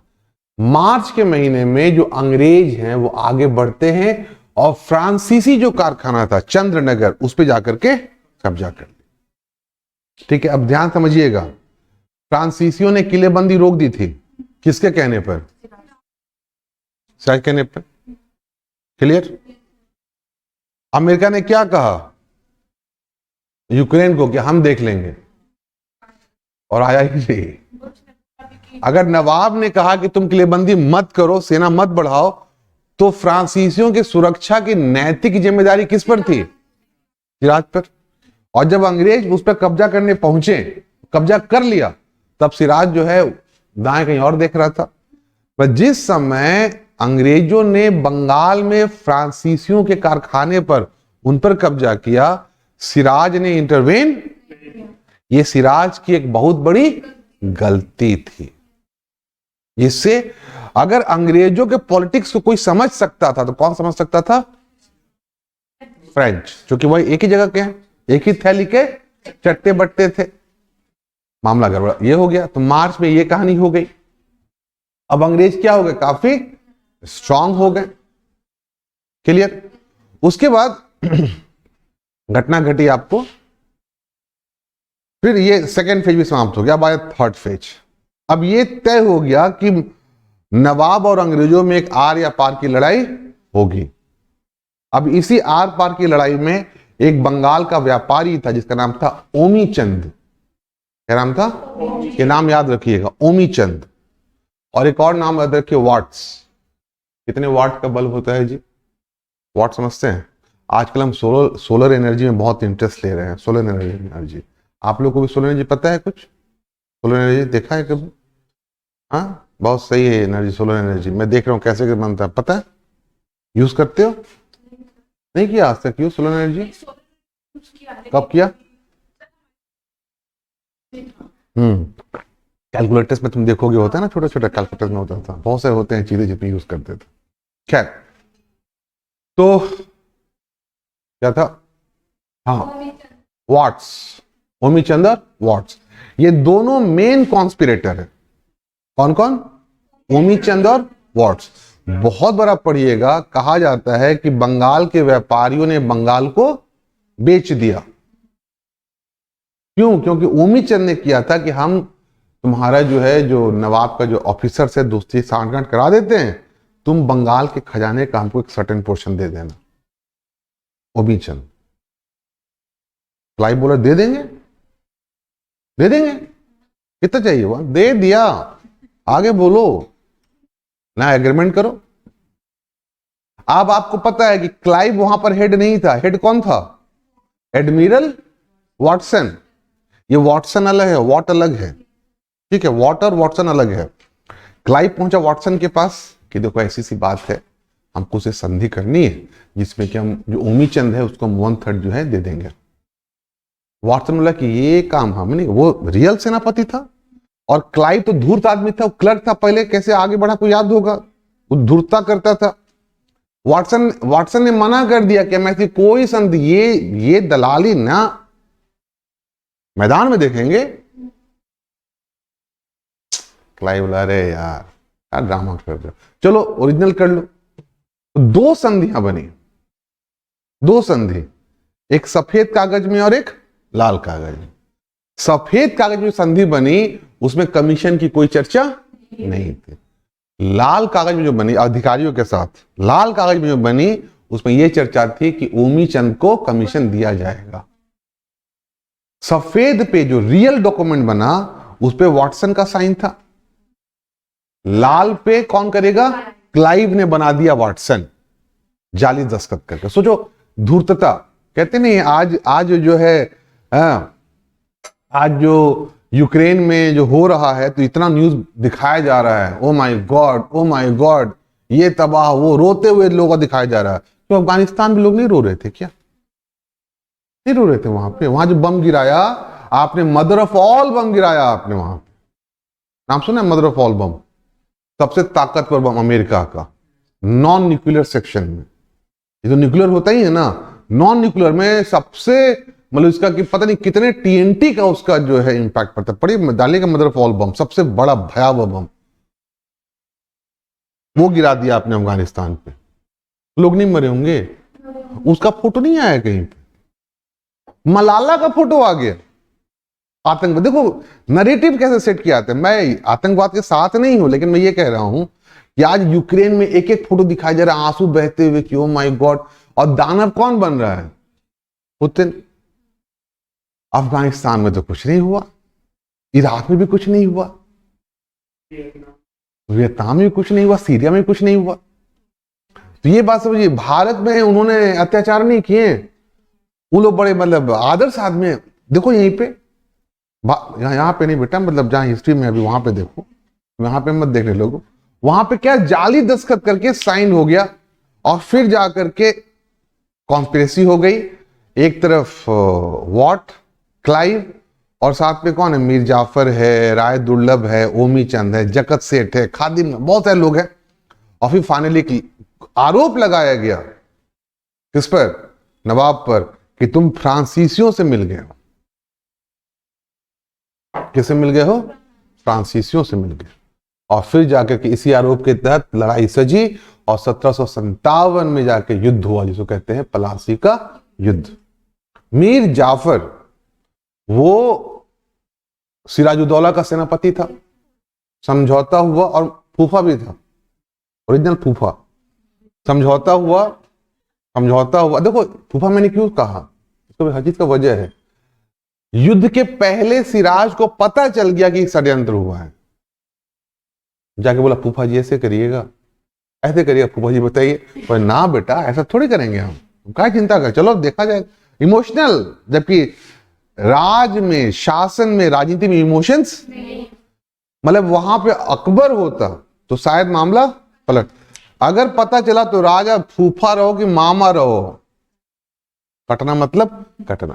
खैर, तो पहुंचे, प्लासी का युद्ध हुआ जहां पे मीर जाफर जो सेनापति था, मेजॉरिटी सेना ने युद्ध में भाग नहीं लिया, लेकिन दो लोग थे, मीर मदान और मोहनलाल, इन लोगों ने युद्ध में भाग लिया। अंग्रेजों के दांत खट्टे हो गए, लगा कि अंग्रेजी पक्ष हार जाएगा, युद्ध बढ़िया चल रहा था। फिर मीर जाफर ने कहा कि अरे भगीना नहीं, क्या हो जाएगा, भतीजा जो फूफा था, तुम जाओ, हम लोग आते पीछे से भगा भूग, तुम जाओ। अब जैसे ही सिराज बोला जाए हम, हाँ फूफा जाओ तुम जाओ। अब युद्ध के मैदान से राजा हटा। सोचिए, जब तक युद्ध के मैदान में पास में राजा खड़ा है, मालिक खड़ा रहेगा, तो नौकरों में क्या रहता है, उत्साह, हिम्मत। अब वो सेनापति ने समझा दिया तुम जाओ, और उस चक्कर में जैसे निकला, मनोबल गिरा, कहानी खत्म। मीर जाफर का बेटा मीरन वो पीछा करता हुआ गया और सिराजुद्दौला मारा गया, कहानी खत्म, भागा पालकी में, वहां से खत्म, कहानी हो गई। 20 साल के बच्चे की कहानी खत्म हो। उसके बाद अब यहीं से स्टार्ट होता है खुला खेल फर्रुखाबादी। अंग्रेजों ने कठपुतली नवाब बनाया मीर जाफर को। मीर जाफर से बदले में बहुत बहुत बहुत पैसा लिया गया, और यही वो घटना है जहां से बंगाल से, भारत से एक घटना स्टार्ट हुई जिसे बाद में दादा भाई नौरोजी ने क्या कहा, drain of wealth. Drain of wealth, धन का निष्कासन। ठीक है, एक घटना घटी, चर्चा होगी। अंग्रेजों को मीर जाफर ने 24 परगना का दे दिया क्षेत्र। 24 परगना इट्स अ टेरिटरी, वहां की जमींदारी दे दिया, खूब पैसा दिया। और मीर जाफर कठपुतली की तरह क्लाइव के वहां पर नवाब की गद्दी पर बैठा रहा, शासन करता रहा। जो क्लाइव बोलता था उसको क्लाइव का ना सियार, घोड़ा, गधा, पता नहीं क्या क्या कहते हैं। मीर जाफर गधा था, वो सियार था, लोमड़ी, व्हाटएवर चलता। लेकिन बहुत जल्दी मीर जाफर को समझ में आ गया कि मामला गड़बड़ कर दी हमने, क्योंकि अंग्रेजों का जो भूख है वो शांत होने वाला नहीं था। अंग्रेजों के हाथ में क्या लग गया था, कारू का खजाना। बंगाल आप समझिए इतना धनी प्रांत था, जब न तब वो डिमांड कर बैठते थे। क्लाइव भी लौट गया, यहां से एज ए गवर्नर क्लाइव भी लौट गया। क्लाइव के जाने के बाद वही आदमी, survivor of black hole incidence, क्या नाम था, हालवेल।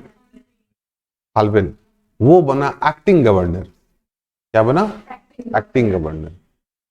उसने देखा मौका कि यही मौका है, हम लोग क्या करते हैं, सत्ता को पलटते हैं, इसको हटा के इसको बना देते हैं नवाब। तो जिसको बनाएंगे उससे क्या मिलेगा, पैसा। अच्छा, उधर आपको पता है दक्कन में भी लड़ रहे थे, इधर डिमांड मीर जाफर से पैसा मांग रहे थे, बढ़ता जा रहा था, मीर जाफर देने में सक्षम नहीं था। यहां के लिए, दक्कन के लिए पैसा चाहिए था, मीर जाफर ने हाथ खड़े कर दिए कि नहीं भाई। तब वो ढूंढे पैसा कौन देगा, तब आया दामाद, मीर जाफर का दामाद, हम देंगे, मीर कासिम। फिर वंशी टाट, हालवेल, ये सब मिल करके जा करके जहां रहता था मीर जाफर, उसके महल को घेर लिए और बोले भैया गद्दी से चलो खाली करो। इसको वंशी टाट ने कहा कि क्रांति हो गई, रिवॉल्यूशन, जबकि कोई रिवॉल्यूशन नहीं था। मीर जाफर की जगह पे कौन बन गया, मीर कासिम। ये मुर्शिद कुली खान, अली वर्दी खान और मीर कासिम, मतलब तीसरा योग्य नवाब कहां का, बंगाल का। ये बना अंग्रेजों के सहयोग से, खूब पैसा दिया, बर्दवान दिया, मिदनापुर दिया, चटगांव, नई नई जमींदारी आदि, सिलहट पे चूना का व्यापार होता था, लाइमस्टोन, उसका भी प्रॉफिट आधा दे दिया, बहुत कुछ दिया, बहुत कुछ दिया। लेकिन बैक ऑफ माइंड इसका चल रहा था कि हमें क्या करना है, बंगाल के शासन को अपने कब्जे में लेना। बंगाल की राजधानी मुर्शिदाबाद थी, जो कलकत्ता से बहुत दूर नहीं था। वहीं पे रहता था मीर कासिम। जब न तब पहुंच जाते थे वहां पर अंग्रेज, चाय पीने के लिए, चाय पिलाओ, साथ में बदले में पैसा भी दो। मतलब हमेशा वहां पे मुर्शिदाबाद में अंग्रेजों का जो इंटरफेरेंस था वो बहुत ज्यादा था। तो इसने क्या किया, मीर कासिम ने, वो वहां से चला गया, मुर्शिदाबाद से कहां पहुंच गया, बिहार में, जगह का नाम है मुंगेर। दो कहां पे है, मुंगेर, डिस्टेंस, अरे वही मिल जाएगा मुंगेर। भागलपुर देखो, भागलपुर मुंगेर, यमुना नदी के तट पे कौन सा नदी है, देखिए, मुंगेर। मिला, नदी कौन सा है, हाँ, गंगा यमुना है, कौन सा होगा, यमुना और गंगा होगा, यमुना नहीं होगा, क्यों, जब इलाहाबाद में खत्म होती है तो हो ही सकता है गंगा।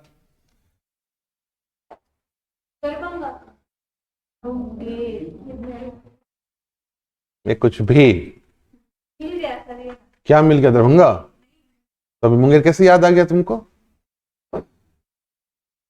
तुम यूपी पहुंच जाओ बेटा, लखनऊ थोड़ा देर में आ जाओ, इधर दिल्ली पहुंच जाओ। भागलपुर मिला, पटना मिला, देखो पटना, पटना मिला, पटना से लेफ्ट चलो ईस्ट की तरफ, ईस्ट थोड़ा सा आगे बढ़ो, मुंगेर मिलेगा। भागलपुर मिला, तो ये मुंगेर में क्या हो गया, कौन आ गया? आप बोले यमुना नदी के किनारे। यमुना होगा वहां पे? आपने बोला ना सर। तो हमने बोला तो क्यों बोला ये बताइए, आपने किसी तो ऑब्जेक्ट ही नहीं किया। बोला ना सर, यमुना हम यहाँ ढूंढे थे, आप बोले इधर जाऊंगा, यमुना तो इधर है। यमुना कहां तक है? आप कहाँ पे जाते हैं? प्रयागराज। ठीक है, तो क्या हुआ भाई, तो मीर कासिम ने क्या किया, राजधानी मुर्शिदाबाद से कहां ले गया? मुंगेर। क्यों ले गया? इंटरफेरेंस से बचने के लिए। वो पटना से भी करीब दूर था, पटना से भी दूर है, पटना भी अंग्रेजों का बहुत अच्छा स्ट्रॉन्ग पोजीशन था, और मुर्शिदाबाद कलकत्ता से भी दूर था। फिर उसने मुंगेर में लगाया फैक्ट्री, बंदूक बनाने कारखाना। अभी भी वहां जाओगे तो मुंगेर के आसपास के इलाकों के लोग बहुत अच्छा बंदूक, कट्टा बहुत अच्छा बनाते। कट्टा समझते हो? देखा है कट्टा? कट्टा देखा है? चलाया है कभी?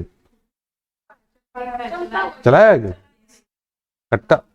कंट्रीमेड पिस्टल्स, ठीक है, कंट्रीमेड।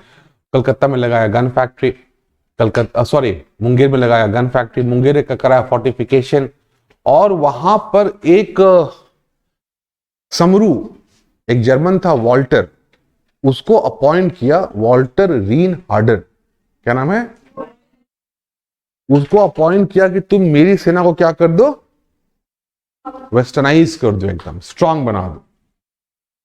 स्ट्रांग होता जा रहा था, जितने भी करप्शंस थे उसको कंट्रोल किया, जो जमींदार थे उनको कंट्रोल किया, बहुत सारे कंट्रोल्स किए इसने, मामला काफी सही चल रहा था। इस समय दस्तक याद होगा आप लोगों को, मैंने आपको बताया भी होगा, दस्तक याद है? दस्तक क्या था? दस्तक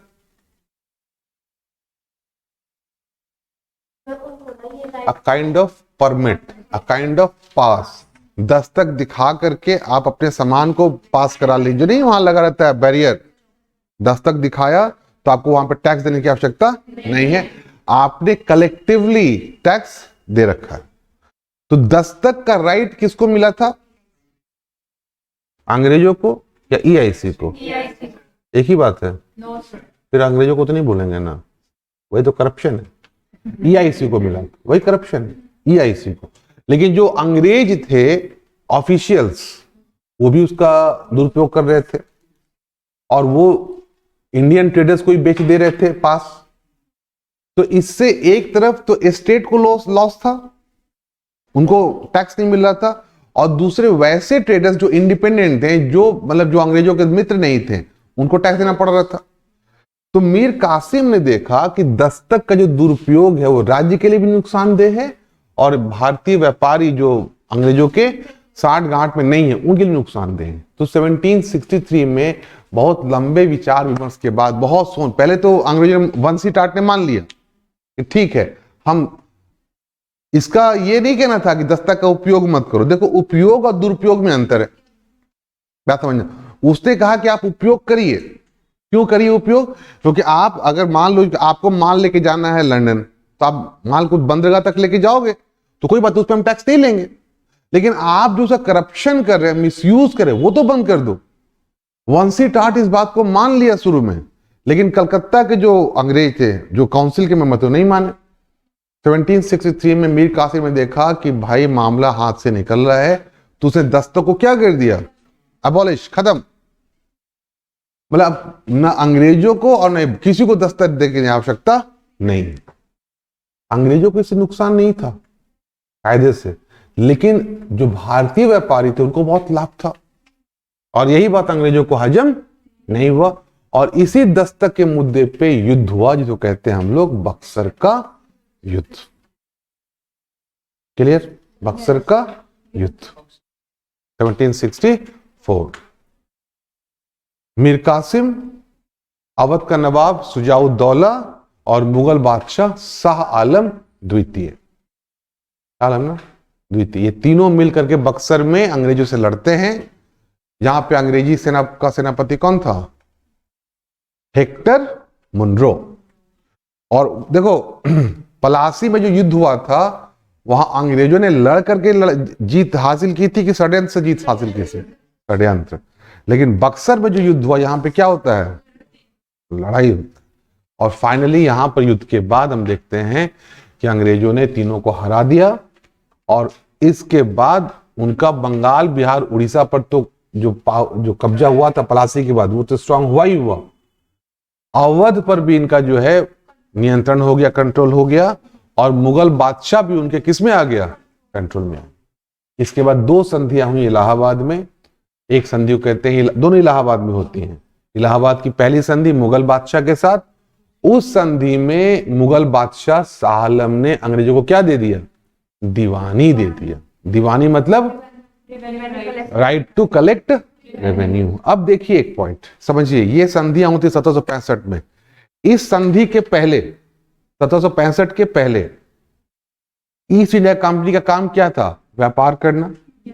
वो जो एडमिनिस्ट्रेशन पे कंट्रोल करती थी, उसके पास एडमिनिस्ट्रेटर पे कंट्रोल करने कोई राइट, वो तो गुंडागर्दी था।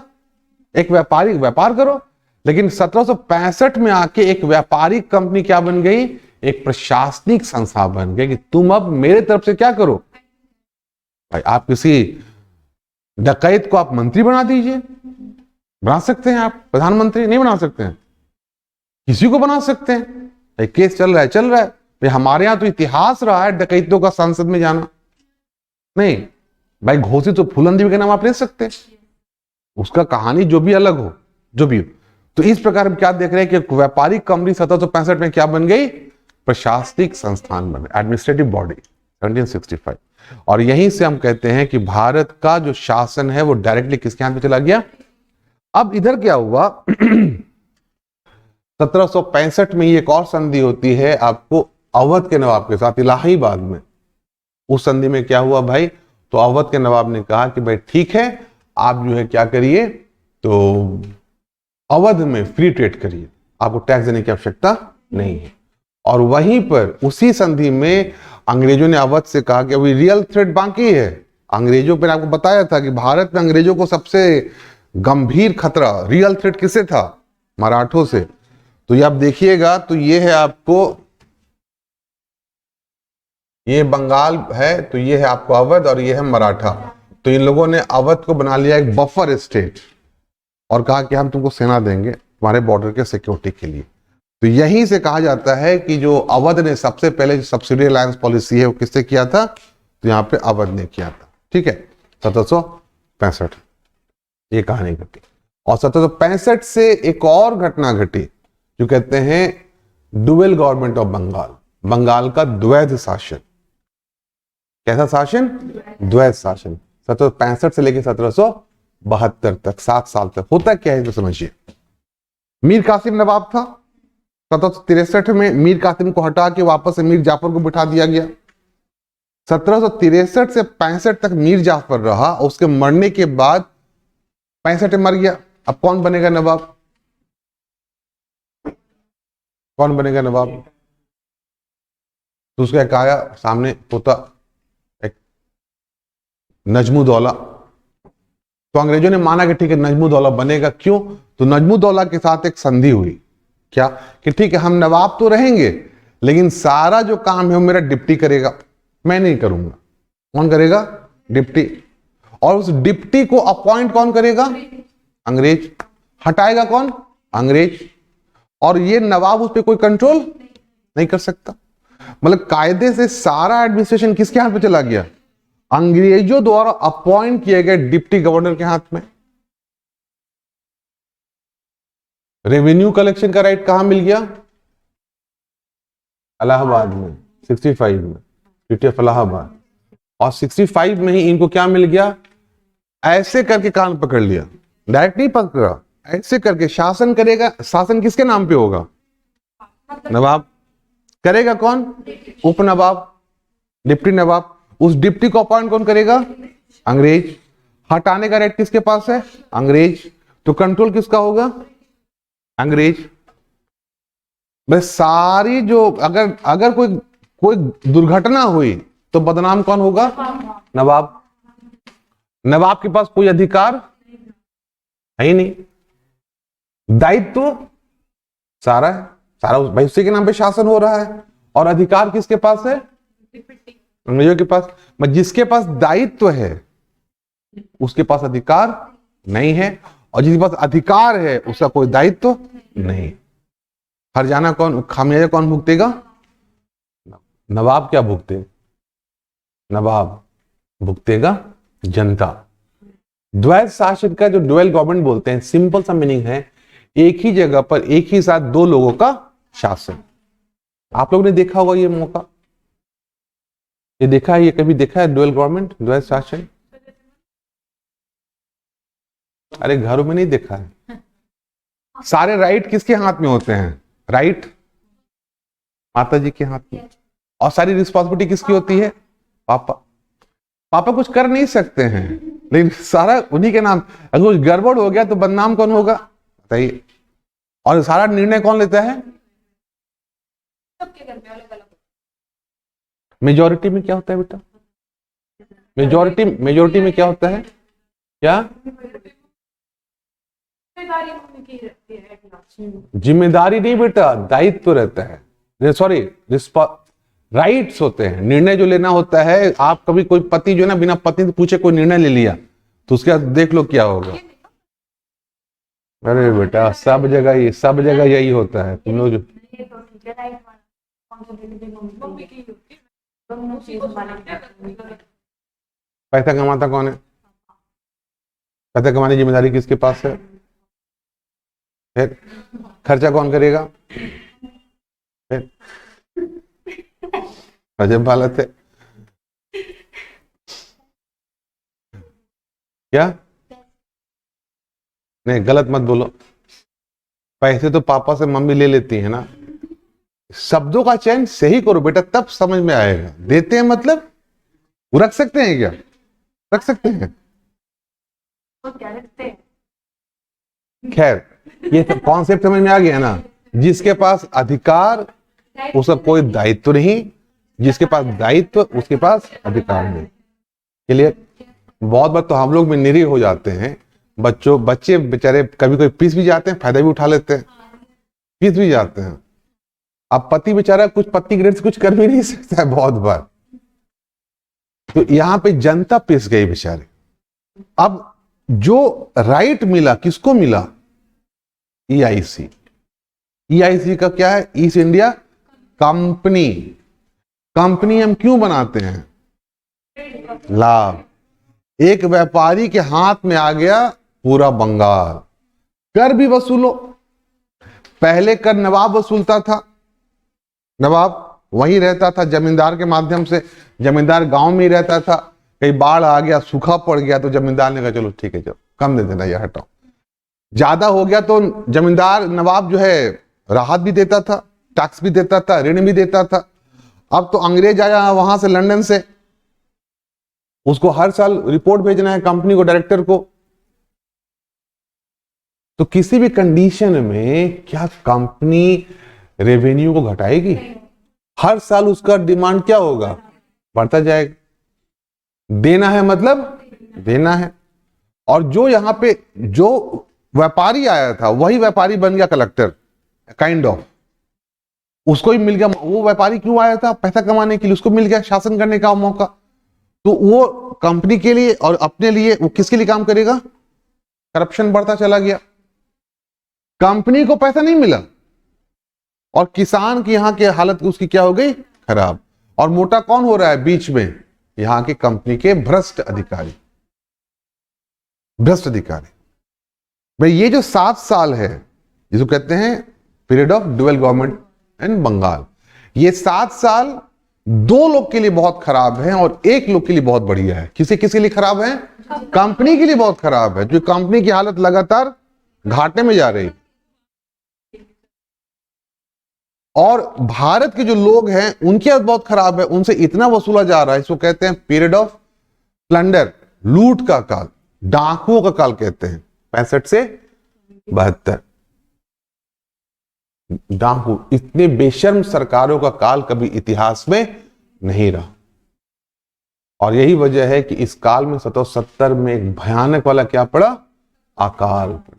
और बंगाल की कितनी आबादी साफ हो गई? 1/3 आबादी साफ हो गई।